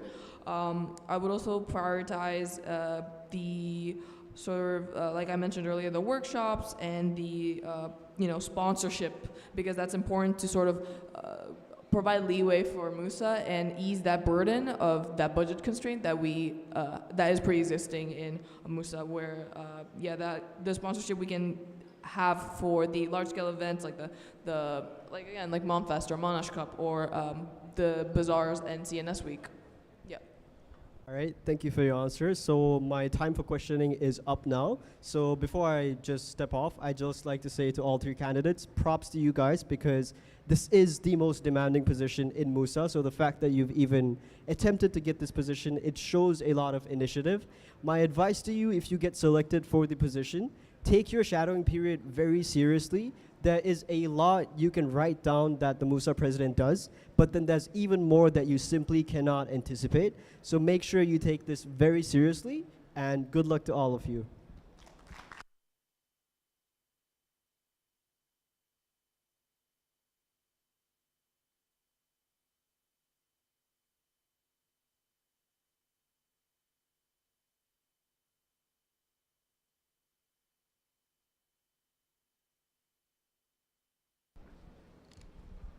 Thank you, Rashwan, for the questions. Now we'll proceed to questions from the audience. So we'll start with Mr. Dominic. Do I have to stand there? Okay, hi guys. My name is Dominic and I'm the previous MUSA president. I have two questions for everyone today. First question may be a bit long. I need to give context. So I'm a big believer of the belief that the performance of an organization is a reflection of the leader's mindset. The second thing is the persona of a leader is accumulation of their experiences, right? Going very briefly through your manifesto, Kirara, your manifesto is very focused on people. Jackson, your manifesto is very focused on the present and you want to barrel through all the issues and you want to solve all the issues. Jamal, your manifesto is very focused on internal efficiency, resource optimization, and you're very focused on your goal. But to me, I feel like, Kirara, your manifesto is missing the optimization aspect. Jackson, your manifesto is missing the long-term planning aspect. And Jamal, your manifesto is missing the people aspect. All three candidates are unable to present a completely holistic view of how your vision of MUSA outside of your respective prioritization area. Each of everything you've mentioned is maybe only about 20% respectively each of the total job scope of the president. And none of you guys have mentioned cooperation with various university authorities or in-depth discussion on policy making or discussion on macro level issues. As a student myself, it's difficult to choose any specific candidate because of the ambiguities. And again, how well a person speaks is only indicative of their linguistic capability because actions speak just as well as words. So my question is, I'd like to ask each candidate to elaborate on how you will overcome your weaknesses and tell us why you're the better candidate in this election.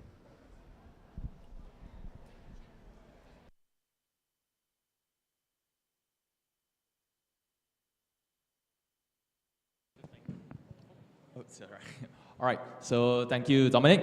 I appreciate you for highlighting what are we missing, what are the aspects that we are missing. So starting off, you mentioned that I'm missing the long-term planning, right? So at first, yes, I can, in my manifesto, I was given the choice to promise various long-term issues. I can just boast about, oh, I can do this, I can do that. I can achieve all sorts of high standard stuff that MUSA, with the MUSA capability, I believe that a lot of all this long-term planning can be achieved, but still, it's more towards my perspective that if we have to really work on the long-term plan, it's very important for us to solve what is happening internally first. Like all the conflicts, all the mistakes that has been happening, all the problems. From there onwards, we lay down the proper foundation, only then we speak for the long term. So that's why it's like I'm not looking to promise, but I'm more looking towards enhancing and as well as meeting up to the students' sort of perception or expectation on us. So that's why in my manifesto, you mentioned it is lacking the long-term planning. I admit to that. Okay, before we move on to the next candidate, my response to that, right, is you're definitely right. I agree with all your points, but something to highlight is because one term in MUSA is so short, it's only 1 year, right, that basically you never finish solving the small issues. You're always fixated on the small issues to the point where you really neglect the long-term planning issues. So a capable president who is able to take MUSA to the next level needs to be able to focus on not just the long-term, but also the short-term at the same time. In fact, it means delegating the job scope to other candidates, sorry, not other candidates, to other subordinates, capable subordinates who are able to cover for all those weaknesses. So that is what I was looking for in an answer to a long-term solution. Next candidate, please.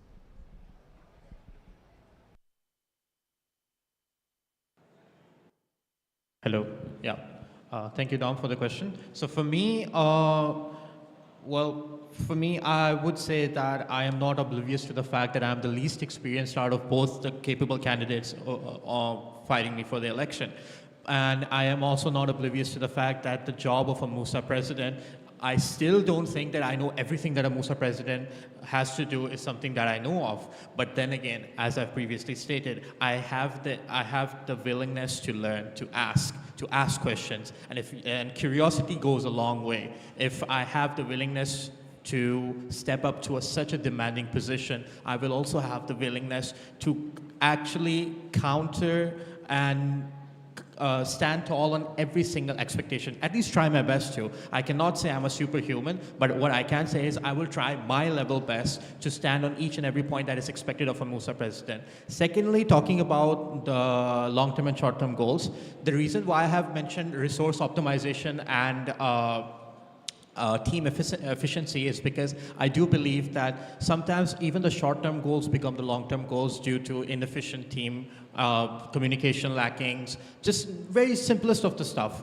But the thing is, if we can help at least try to come over those issues, what we can do is achieve our short-term goals, and then only we will have the capacity and the willingness to look forward to the long-term goals as well. Because the year term is only 1 year, and before you know it, you're preparing for the next election. So it's a very short-term, a very short span of time. But yes, always willing to learn.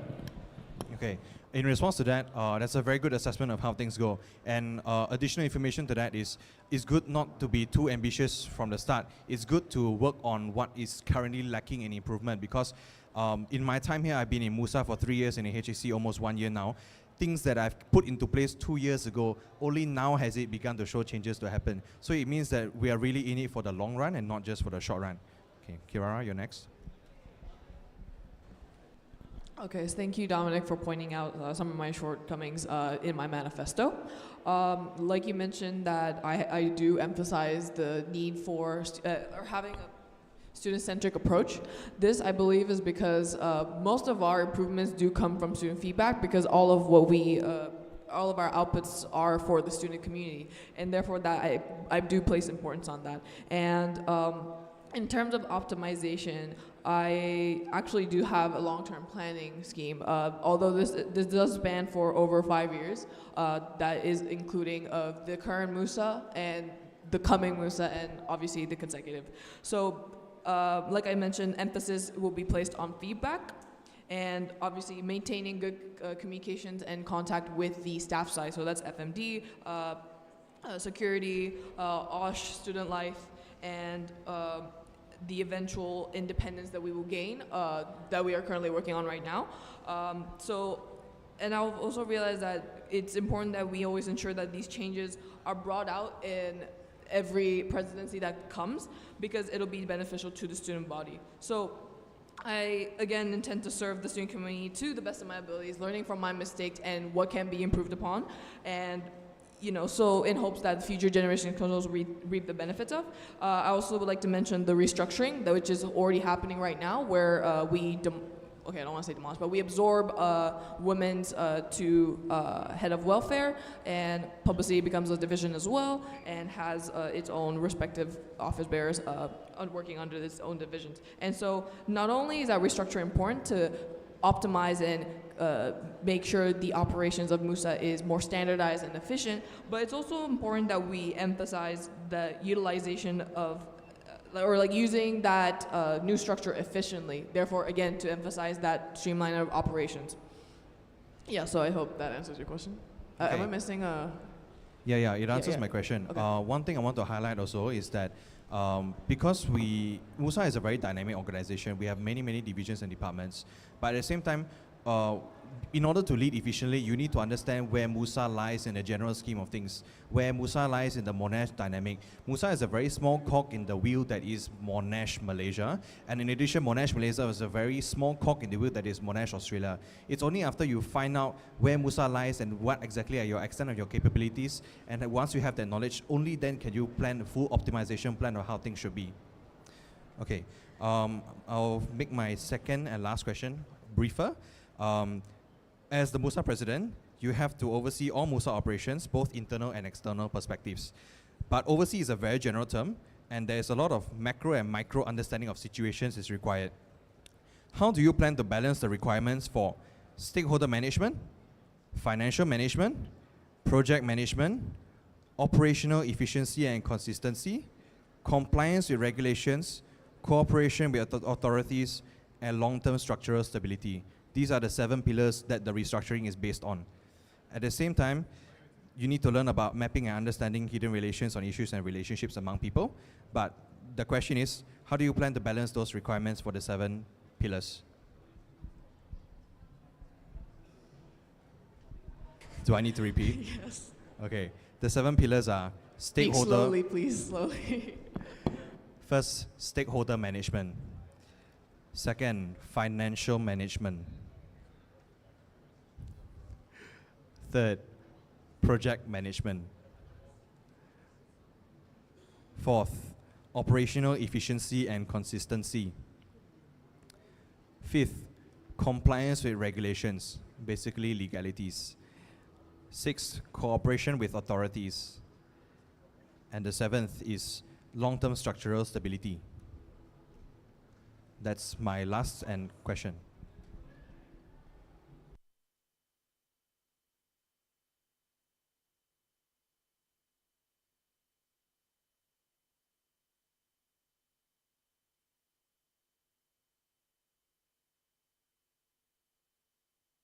So thank you, Don, for repeating the stakeholder, but the 7 pillars. So I shall be going through all the pillars one by one.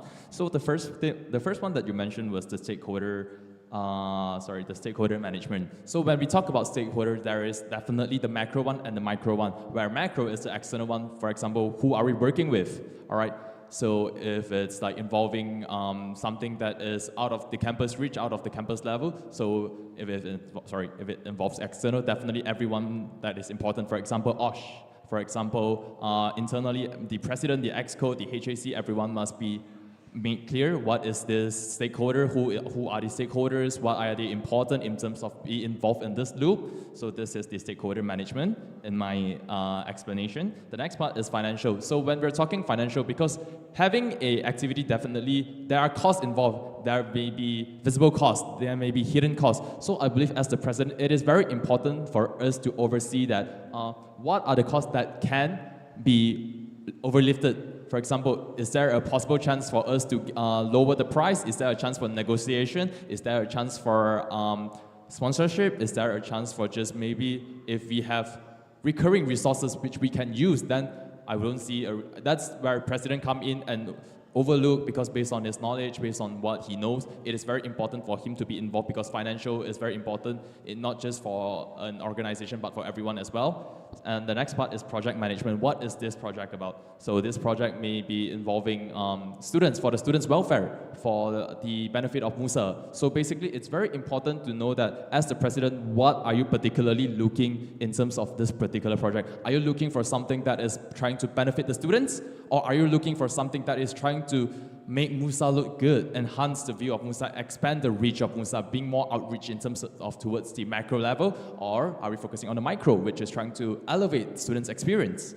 So the next part of it is the operation. So operation efficiency, I would refer it to as the manpower allocation, am I right? So in terms of manpower allocation, it's very important to oversee what are the aspects that needs to be covered. For example, do we need activities to do crowd controlling? Do we need publicity for coverage? Do we need, basically, each department has their own particular function. When there is an event, all of them might or might not have a responsibility inside, or might not could contribute towards this particular project. So it's very important for the president to understand what needs to be implemented. I can use an example. For example, EDI, we are lacking of publicity coverage. So that is where Mr. President came in and allocated publicity to the job of doing coverage for student life because they don't have the manpower to do so. So it's very important for the president to know and to liaise and to understand what is lacking. So the next part is compliance with regulation. So in terms of regulation-wise, I say that because Monash is a very strict institution, given that there are many compliances, there are many rules, there are many sort of constitution that needs to be followed. So from the internal side, we can say that all must make sure that they live up to their responsibility. This is the internal part, as well as from the project itself, we have to make sure that everything is in compliance to the hazardous status, to OSH approval, this and that, all the sort of small and big one, macro and micro, all this potential sort of causes or potential damages that we may bring in, has to be overlooked and has to be forecasted to know that would all this be potentially harming the interests of both micro and macro level. So the next one is authority. So who gets to be the shot caller of all this? Is it student life? Is it the external party? Or is it MUSA? So this is where MUSA be the, not MUSA, but Mr. President be the spokesperson or be the front face of MUSA and try to establish the autonomy or establish the right for him for where he has the power to call for certain decision, to do certain short calling. So it doesn't seem like MUSA is just being partially involved where they are just being led. Why not us together? Because since this is a collaborative event or this is a collaborative project, I believe that everyone has the equal power and everyone has to move forward together, making decisions together. And the last one was what? Long-term structure. All right, in terms of long-term structure, in my opinion, I would see that after all this, involving all these particular stakeholders, micro and macro, is there a potential for us to continue to collaborate? And in terms of long-term, maybe in the future we can have the certain same stuff, or when we need someone in help, they are here, because if we mess up their relationship in the first point, then that's it. That's why it's very important for us to uphold our profession and live up to MUSA standard and basically maintain a good relationship to ensure the long-term structure of MUSA. Okay.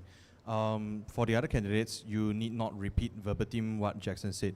This question is intended to assess at what level that which you assess what I've asked you to assess, the 7 pillars, in macro and micro perspectives. So you just need to explain what is your understanding of these pillars. And after the debate, whoever wins, regardless whoever wins, you may come to the HAC and we will be able to advise you further.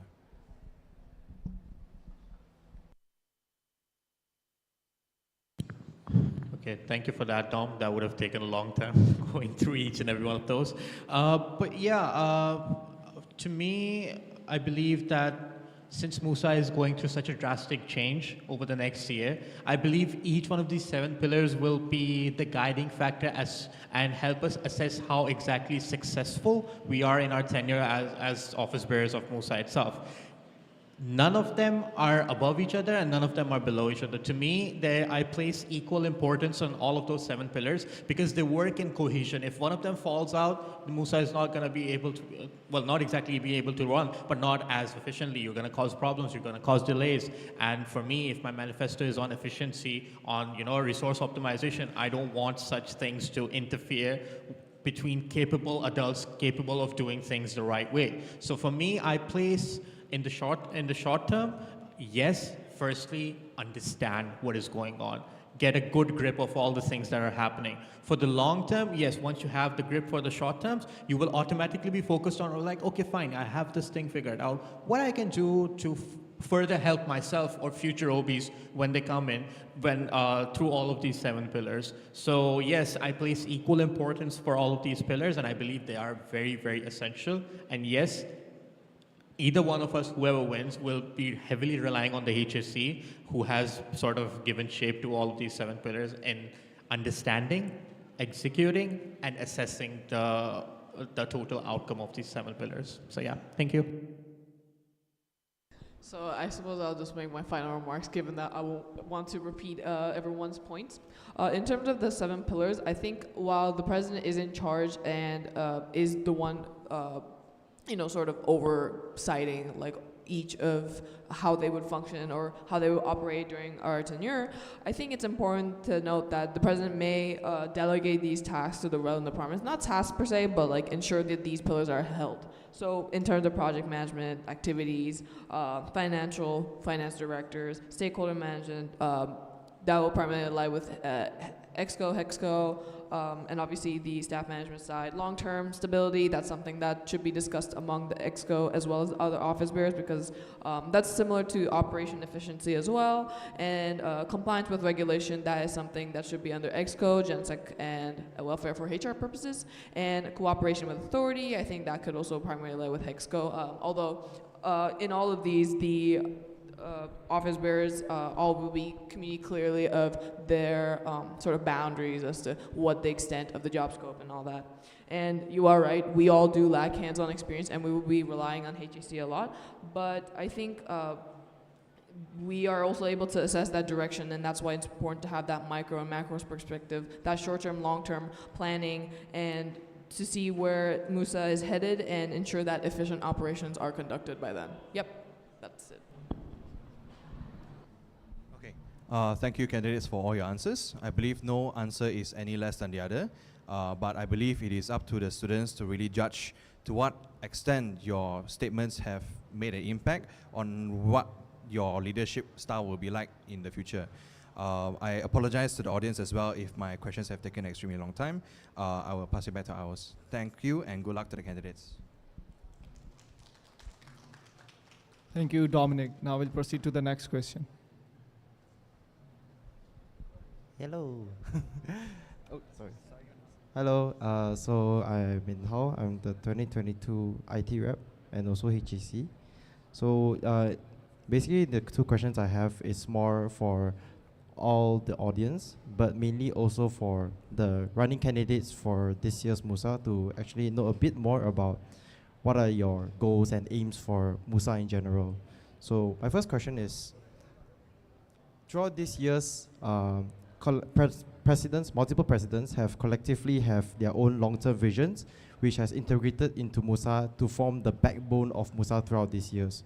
So if you were to be president or as a vision to be the president of MUSA for next year, what are your long-term visions or what long-term goals or visions would you be interested to have and would like to integrate that complements the visions of predecessing presidents throughout all the years?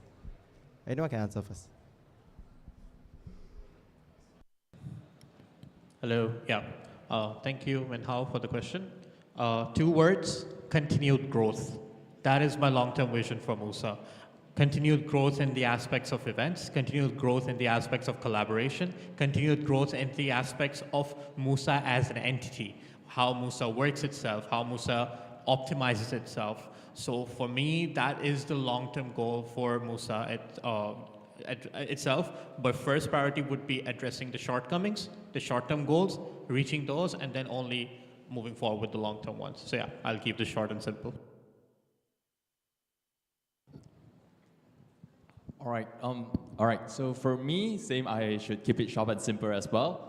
Well, for me, after being exposed to various departments under Monash, I would say that my long-term goal for MUSA itself is to definitely be more of a independent, meaning that we don't really have to be that intertwined between all sorts of different departments in Monash itself. So given that my long term is that definitely achieving sort of more independent, meaning that we are a self-governing body. Because right now, yeah, we are sort of a semi-governing body, semi-independent governing body. So I definitely hope to achieve more independency. Okay, actually just adding on to Jackson's point, I actually disclosed the long-term planning bit that I intend to pursue if I do happen to be elected as president. But yeah, in terms of gaining independence, we realistically need to see this as a sort of very long, slow transition, given that when we have a new structure and we need to adapt to that first and familiarize ourselves before moving on to the next step. But in terms of that, we also intend, I, along with my party, also intend to have better engagement with the students. Also remove that disconnect between students and MUSA and maybe potentially Monash itself as well. But again, this will also require more hands-on experience before we determine the best course of action. Yep. Okay. Thank you for all your answers. I believe for this, there's no right answer. It's depending on the candidate itself. Okay, so the next question, it's very simple and more laid back one. My personal request is for everyone to just answer sincerely from your heart. What is MUSA to you?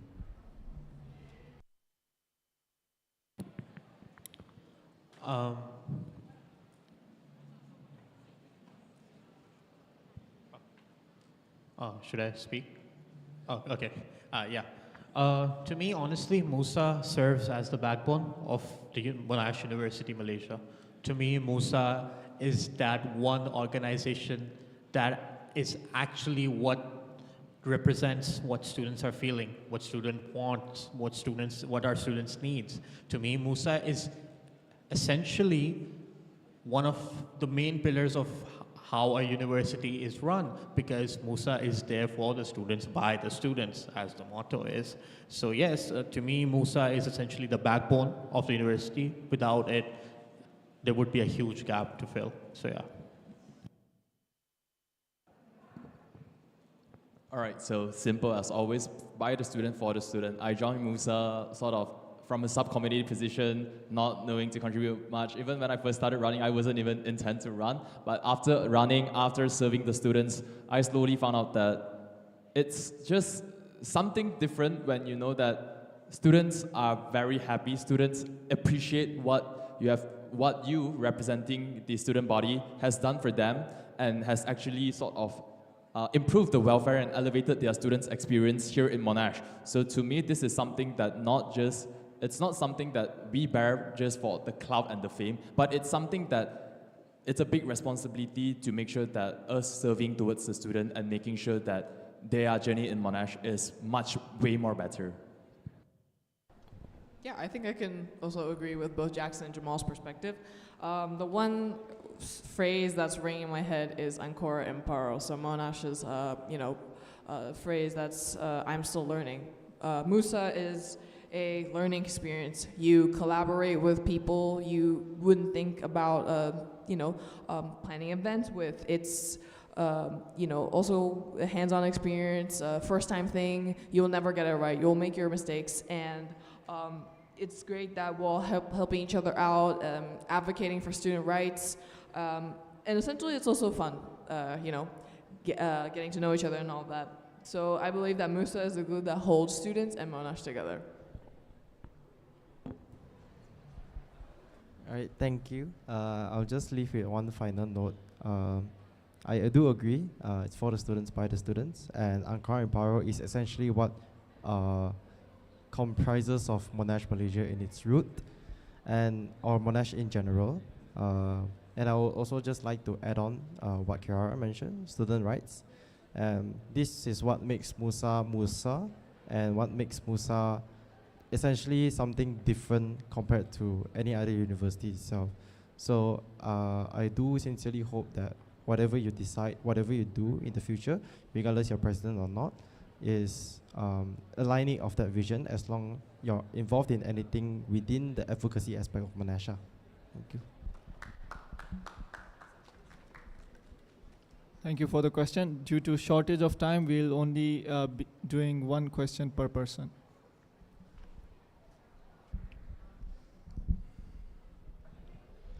This is for Kirara. You have answered, you have answered to Rashwan's question about the mistake being time management and not having enough time to get the subcommittees in proper time. Is that correct?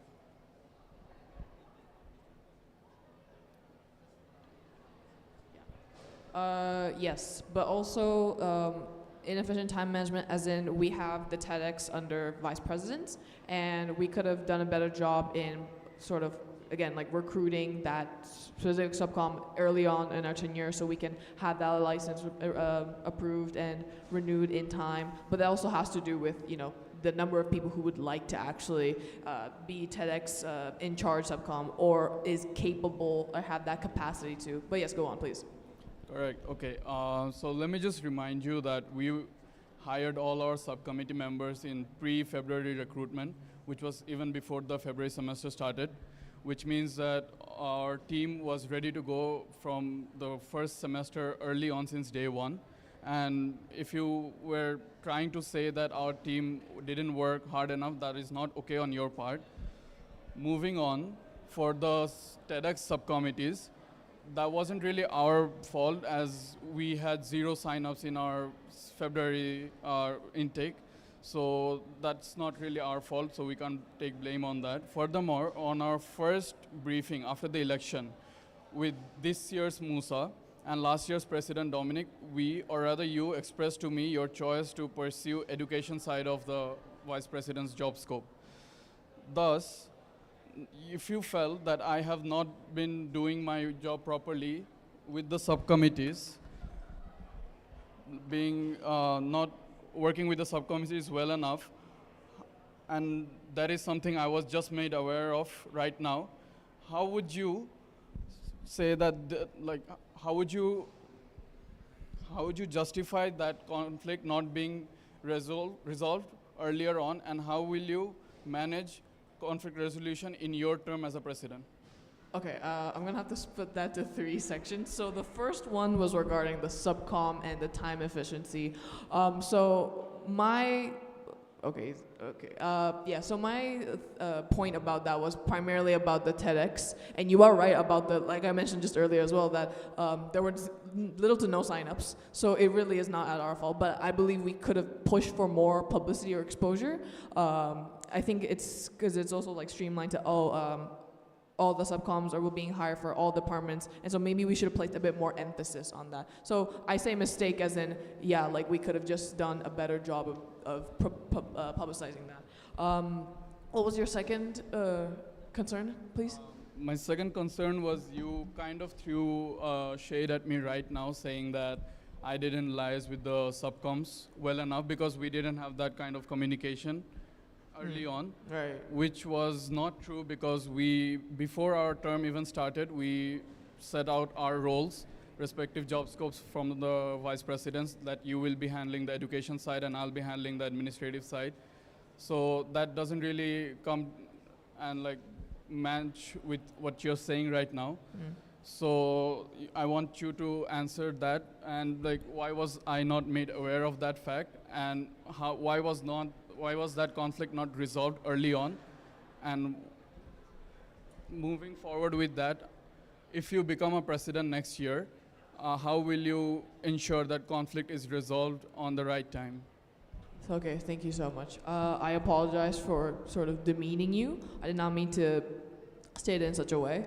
But yes, so what I mentioned was the imbalance of the dynamic, because there is a bit more on the plate of the education side of the vice president's role. I'm not necessarily saying that you weren't communicating, But again, like I mentioned, it's just different sort of, how do you phrase this? Like there's a different amount that each of us need to work on. And yes, we have communicated with each other and reached a resolution that, oh, I will be focusing on education, you administrative. So I'm not necessarily saying you didn't. I'm just saying that there was an imbalance during our tenure that I intend to clarify for the our successors, Abraham, Kimberly, or Aditi, that when it comes to splitting these tasks, they must do so in a balanced way, so they don't feel that the other person's not doing enough or the other person's doing too much. Sorry, could you repeat your last one? The last question was, how will you ensure that you do resolve conflicts early on in your term as a president? Hello? Okay. So conflict resolution will arise in any time of our tenure. It's something that might come suddenly or just build up over time and explode. So obviously I can't say for the last bit because some office bearers might not be willing to step up and mention what that conflict is, but I do intend to have that discussion among the office bearer in question who have issues with each other or issue with their job scope to ensure that our operations are efficient. So essentially just having a discussion and talking it out and finding that best course of action, relaying that to the HAC or the EXCO to have that diverse perspective and reach a general consensus, like the best. All right, so the final follow-up to everything. So would you agree that communication or lack thereof was one of your biggest mistakes as a vice president this year? I think it had more to do with my personal drawing of boundaries, where I chose to overtake more of the responsibilities because I felt as though that I could perform better, or I placed this burden on myself thinking that I could just do it myself, when in reality there was you to rely on, or there were other executives to rely on as well. So that's something that I'm obviously working on as well, and I don't intend to have that during my tenure because people have, MUSA is comprised of a lot of office bearers to work on a certain project or create an event with one another. So yeah, that's something that I intend to build during my tenure if I become president. Yeah.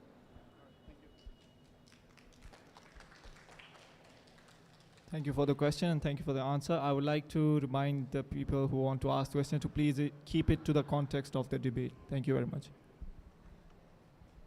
Hi guys, congratulations. Amazing opening statement, congratulations on answering all the questions. I just have one question for Jackson. So as the current MUSA publicity officer, you've been the face of MUSA. And what do you think of MUSA's brand name now? And what are your approach to elevate MUSA's brand name to greater heights? And what is your long-term mission for MUSA if you're elected as president? Thank you.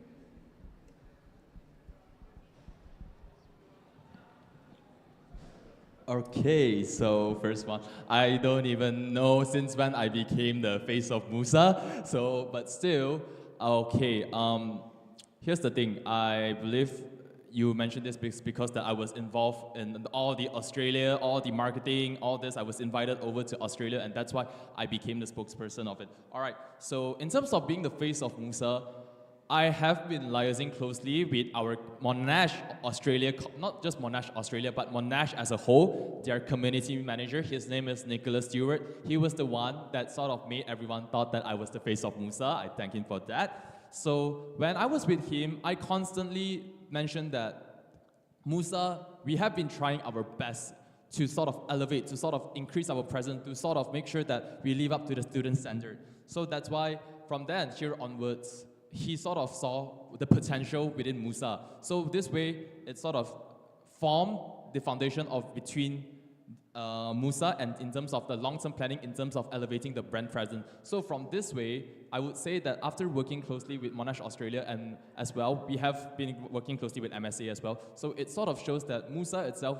we are not just being local or being just within this particular ground anymore, but we are way bigger. We are approaching all the way to the Australian community. So we are made aware in terms of the Australian community. If you are elected as the head of publicity division. When you are handling our social media, you will notice that a lot of those social media accounts are actually from Australia.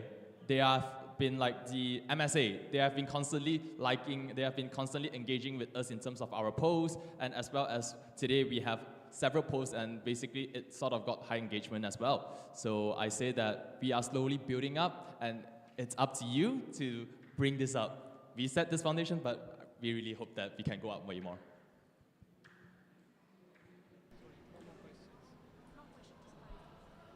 Thank you, Jackson. I just want to clarify. I didn't say that you are the face of MUSA. You are the face of MUSA as the publicity officer. Oh, did you say after publicity? Yeah, like I did say face of MUSA, but I will Yeah. expect you interpret it as publicity officer. That's why I was Yeah, like, oh, okay. Yeah, sorry. But thank you for clarifying. Sorry, Maurice. Thank you for the question. Yeah, this is just a question to Kirara. In your debate, you talked about being biased. Since you're running from a party which may include your friends as well, how will you ensure that you hold everyone in MUSA next year to equal standards of fairness in terms of their work, which may have people who are not at all from your party or your friend group even? Thank you. Thank you for your question. Please give me a few minutes. Thank you.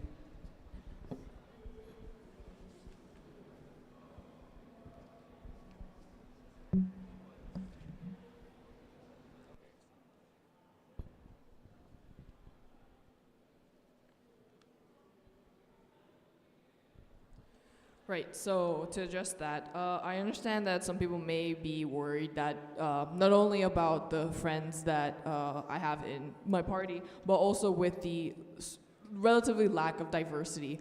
But I just want to know that the candidates I have recruited are purely based on merit, and also because they have showcased to me at least that they are confident in their abilities to pursue their office bearer roles.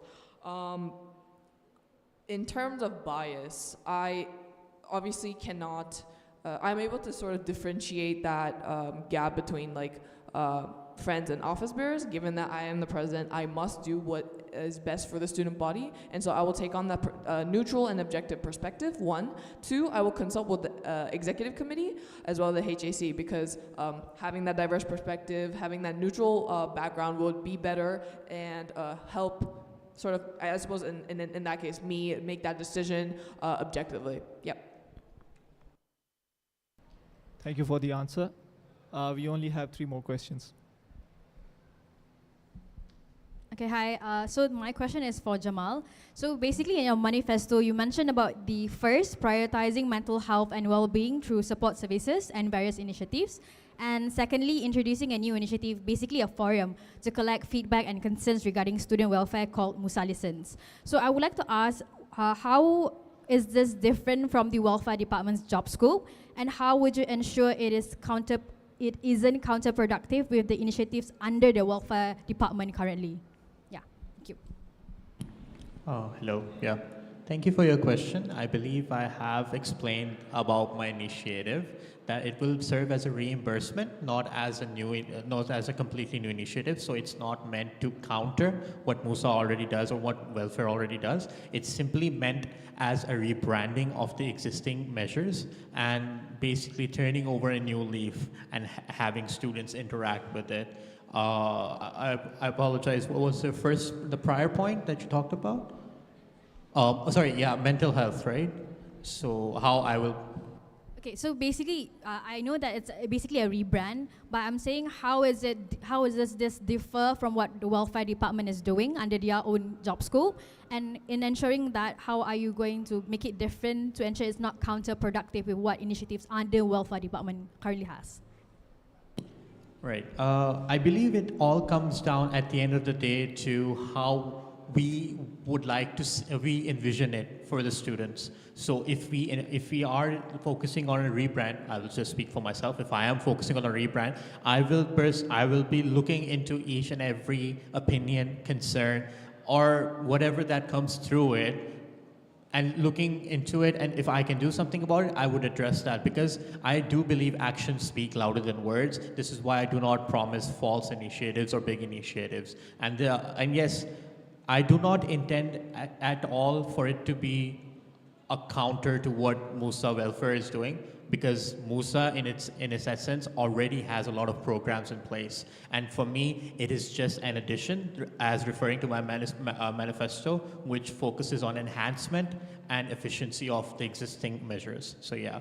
And as far as mental health is concerned, yes, to me, mental health is the utmost priority. I will be available to the MUSA welfare in any capacity that I can help them out with in focusing on existing and potentially new collaborations or events that for the betterment of the greater Monash community. Thank you. Thank you for the answer. Next question. Okay, hello all presidency candidates. So my question is catered towards all of you.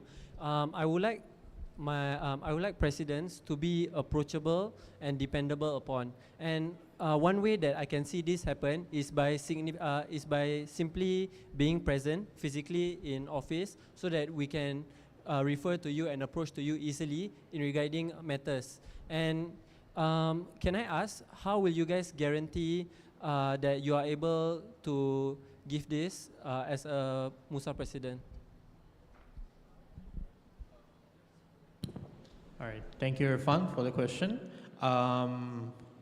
As we've all mentioned, and as the handbook and the constitution states, that the president has to be the focal person for each and every student of Monash. And I believe it is our, well, constitutional as well as moral duty to be there if we have stepped up for a role. So I believe it is in every person's code of ethics and morals to facilitate the people of Monash if you have stepped up for that position. Obviously, barring health issues, I myself would always be available during office hour times, and if need be, special considerations even at 2 a.m. in the night if it's required, to attend to matters exclusive to Monash and its students. Yeah, that will be my answer. Thank you. I think, Irfan, you see me in office almost every other day, because I believe that I understand the frustration, the frustration of not being approachable and sometimes being MIA. And because I believe that as a president, if you sort of go off the grid, it's very sort of frustrating in the fact that a lot of things will be hitting blockades where you can't proceed. You don't know whether you should proceed or not. So it has been my standard to attend, to come to institutions, to come to Monash. Even back in the days, my attendance has been 100 over 100, because I cannot bear the fact to miss any single of a session, because I believe that significant or not significant, everything holds a value in terms of being present there. Yeah. Okay, so just to add on to everyone else's point, aside from being an office bearer, it is important to acknowledge that we all have our individual lives, and sometimes those personal matters may, get us out of our office. But I think for the most part, we can, as presidents, be as present as we can, be in the office as long as we can, or be that approachable. And like I mentioned earlier, be present in events so students can directly approach you, because I feel like the office environment, is a bit intimidating. It's in the student lounge, but you have to go up and pass by all the office doors. So yeah, I think all in all, I feel like it's best if we just sort of be as active as we can, and also be able to sort of be in communication, be in touch through social media or even Telegram as a way of immediately communicating if necessary. Yep, thank you. Thank you for the answers. One last question. I've been promised it's a very short question. I'll try my best. So I'm gonna ask to Kirara. So you're the only presidential candidate here who has a party, and that's indicative on one hand, your leadership, but at the same time, but at the same time, we just saw publicly that you were exchanging jabs with your own partner, your vice presidential partner. So how do we ensure that if you do become the president, that something petty like this, where everything is out in the open and with the public, can be prevented, given that we have seen instability at times in MUSA, and those conflicts tends to override everything else to the MUSA community, creating a perception that MUSA is unstable, it's unproductive, and unreliable. All right, thank you for your question. So I wouldn't say jabs per se, it was more of a clarification because I did phrase certain things that may have been misinterpreted in a certain way, but like Raj mentioned where he felt a bit demeaned because I said that he didn't do his job. That's not necessarily correct. Of course he's doing his job, he's an office bearer, and I do hold him accountable, so does everyone else in the executive committee, and that was something that was obviously between me and Raj, and we have communicated with each other, but sometimes the issue does persist. But we do our best to sort of mitigate that, at least try to sort of reach that common ground and compromise. In terms of my party or whether I be elected and that, in tandem, the idea of, or not the idea, but the prospect of having independent candidates join and be conjoined as one MUSA, I intend to make sure that all voices are heard, ensure that, little petty jobs like this do not hinder the progress of MUSA because, yes, while MUSA is perceived in a certain way, there are also highlights to MUSA and why people rely and still go to MUSA because they are, like Jamal said, the backbone of Monash and the student community. There's a reason why they exist. Yeah, that'll be all for my question. Thank you. Thank you for the answer. Thank you for the question. There's one online question that is for the independent candidates. The question is, MUSA 2024 will have a majority of Aquitas members due to many uncontested positions. How can you ensure seamless operations if the majority have had a shared vision that may be different from your own direction, as they may outvote you in council meetings? How would you be able to implement and ensure your vision and goals for the operation of MUSA 2024? So I will let Jackson answer first. All right, so it is a valid concern coming that we are both independent candidates and a majority of the office bearer running this year is Aquitas. But here's the thing, in my election guideline, I did wrote that it is, as a president, it is my duty and my responsibility to sort of basically make everyone feel comfortable around and also magnifying their strengths. So by doing this way, I believe that when we first enter, yeah, there may be dismiss or there may be misunderstanding or there may be just a perception that, oh, he is not my party leader, he is someone else, I am not happy with him, but still, it is my responsibility, my job if elected, to go in to sort of understand where is he coming from, why does he feel so, what are the aspects that he or her is unhappy about, and from there onwards, I slowly understand, and from there onwards, it is where I tackle the issue, and I just basically sort of make sure that everyone is aligned, and yeah, that's about it. Thank you. Jamal. Thank you to whoever asked that question because it is a very valid concern.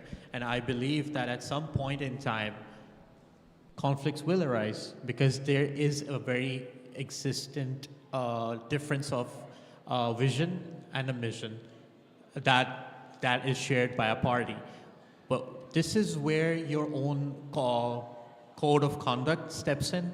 This is where your morals step in and how you treat a situation. So if you are sticking to your promise for the betterment of the Monash community, you will overlook all of these problems. You will try to establish contacts with the opposing parties. And for me, I don't like using the word opposing because at the end of the day, MUSA is one. We will be one. So I don't understand why an opposition might form. But even if it does, I am more than willing to be the first person who goes up to say, hey, what's wrong, right? You know, is there something you want to do? Is there something that I have done that you have a problem with? Let's talk it out. Let's figure it out. Because to me, I embrace communication, but I also embrace constructive criticism. So if I am wrong and they are right, I will accept that. It's not going to be that since I am an independent candidate, I will overlook their opinions or anything like that. No, I want us to be a family. I want us to be an efficient team and ultimately work for the betterment of MUSA. So yeah. Thank you for the answer. That concludes the Q&A. We'll proceed with closing statements. Ms. Carrara, please. Thank you so much, Waka. So first, I'd like to thank the Election Commission for organizing this election and the present office bearers, my Kitas party members who are still here, and to all those standing before me who have been participating and actively listening to this debate and staying very late. I'd also like to thank Jackson and Jamal for having or hosting this healthy and exciting competition, and I only wish all of us the best of luck. Wait, I'm not finished. So our campus community is a tapestry of diverse dreams and aspiration. Today I shared my vision, and more importantly, I want to hear yours.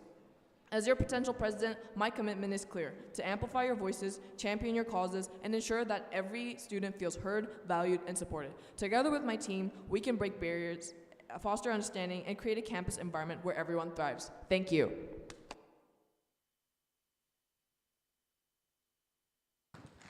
All right, so thank you everyone here first for staying till so late. What time is it? Sorry.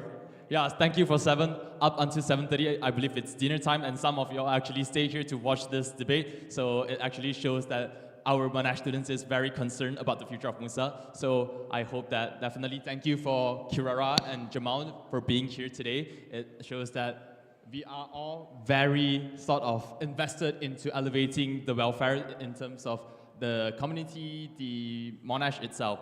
So thank you so much, everyone. And I believe that if I was voted, I definitely will upheld my standard. Whatever I promise, I will make sure I achieve one by one. And action speaks louder than word, I believe. This is quoted by Jamal, right?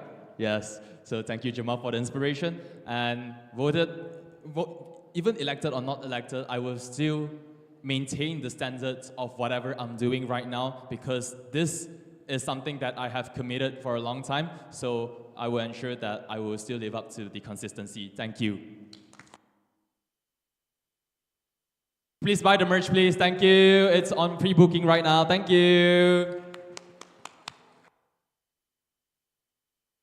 All right, so in closing, I extend my deepest gratitude to the lovely crowd out here. It is not easy, it's really hard, and it's been 2.5 hours. This has been the longest debate of the election. But thank you so much for your presence. Thank you so much for your engagement, and it really shows how vested the Monash community is in the overall betterment of the university life itself. I am profoundly thankful for this opportunity, and it will be your unwavering support, trust, and enthusiasm that will fuel my dedication to this noble cause. In the spirit of Monash's official motto, Ancora Imparo, I'm still learning. We're all still learning. Together, we will learn, evolve, and strive for excellence. Thank you once again for your presence, and I look forward to working hand in hand with all of you to make our shared vision a resounding reality. Thank you, everyone.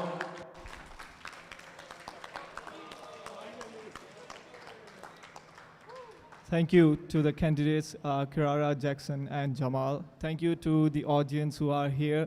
I understand it's gone too long, but this is a very important debate, and it's very important to clarify points and discuss ideas. So over the course of the last 4 days, we have heard from a lot of candidates, and we have heard their ideas, their visions, their strategies, and also their shortcomings. Now it's up to you to vote, to decide who deserves your vote. So do vote, because whether you vote or not, you will be partaking in the future of MUSA and Monash. So try to be part of the change, and the voting period is from 12 to 19 October. So do not miss that. Make sure that you make your voices heard through the ballot boxes. And I have been informed that Mr. Hadi has something to say. Hello, hello. All right, thanks, Wakas. Actually, just to close out over here for everyone, I thank everyone over here, and I would like to extend a special thanks to the Election Commission, Returning Officer Wakas Khawaja, Deputy Returning Officer,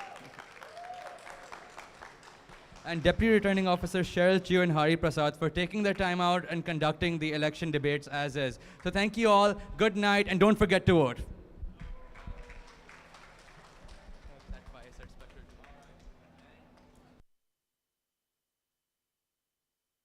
All right, that will be all. Thank you very much.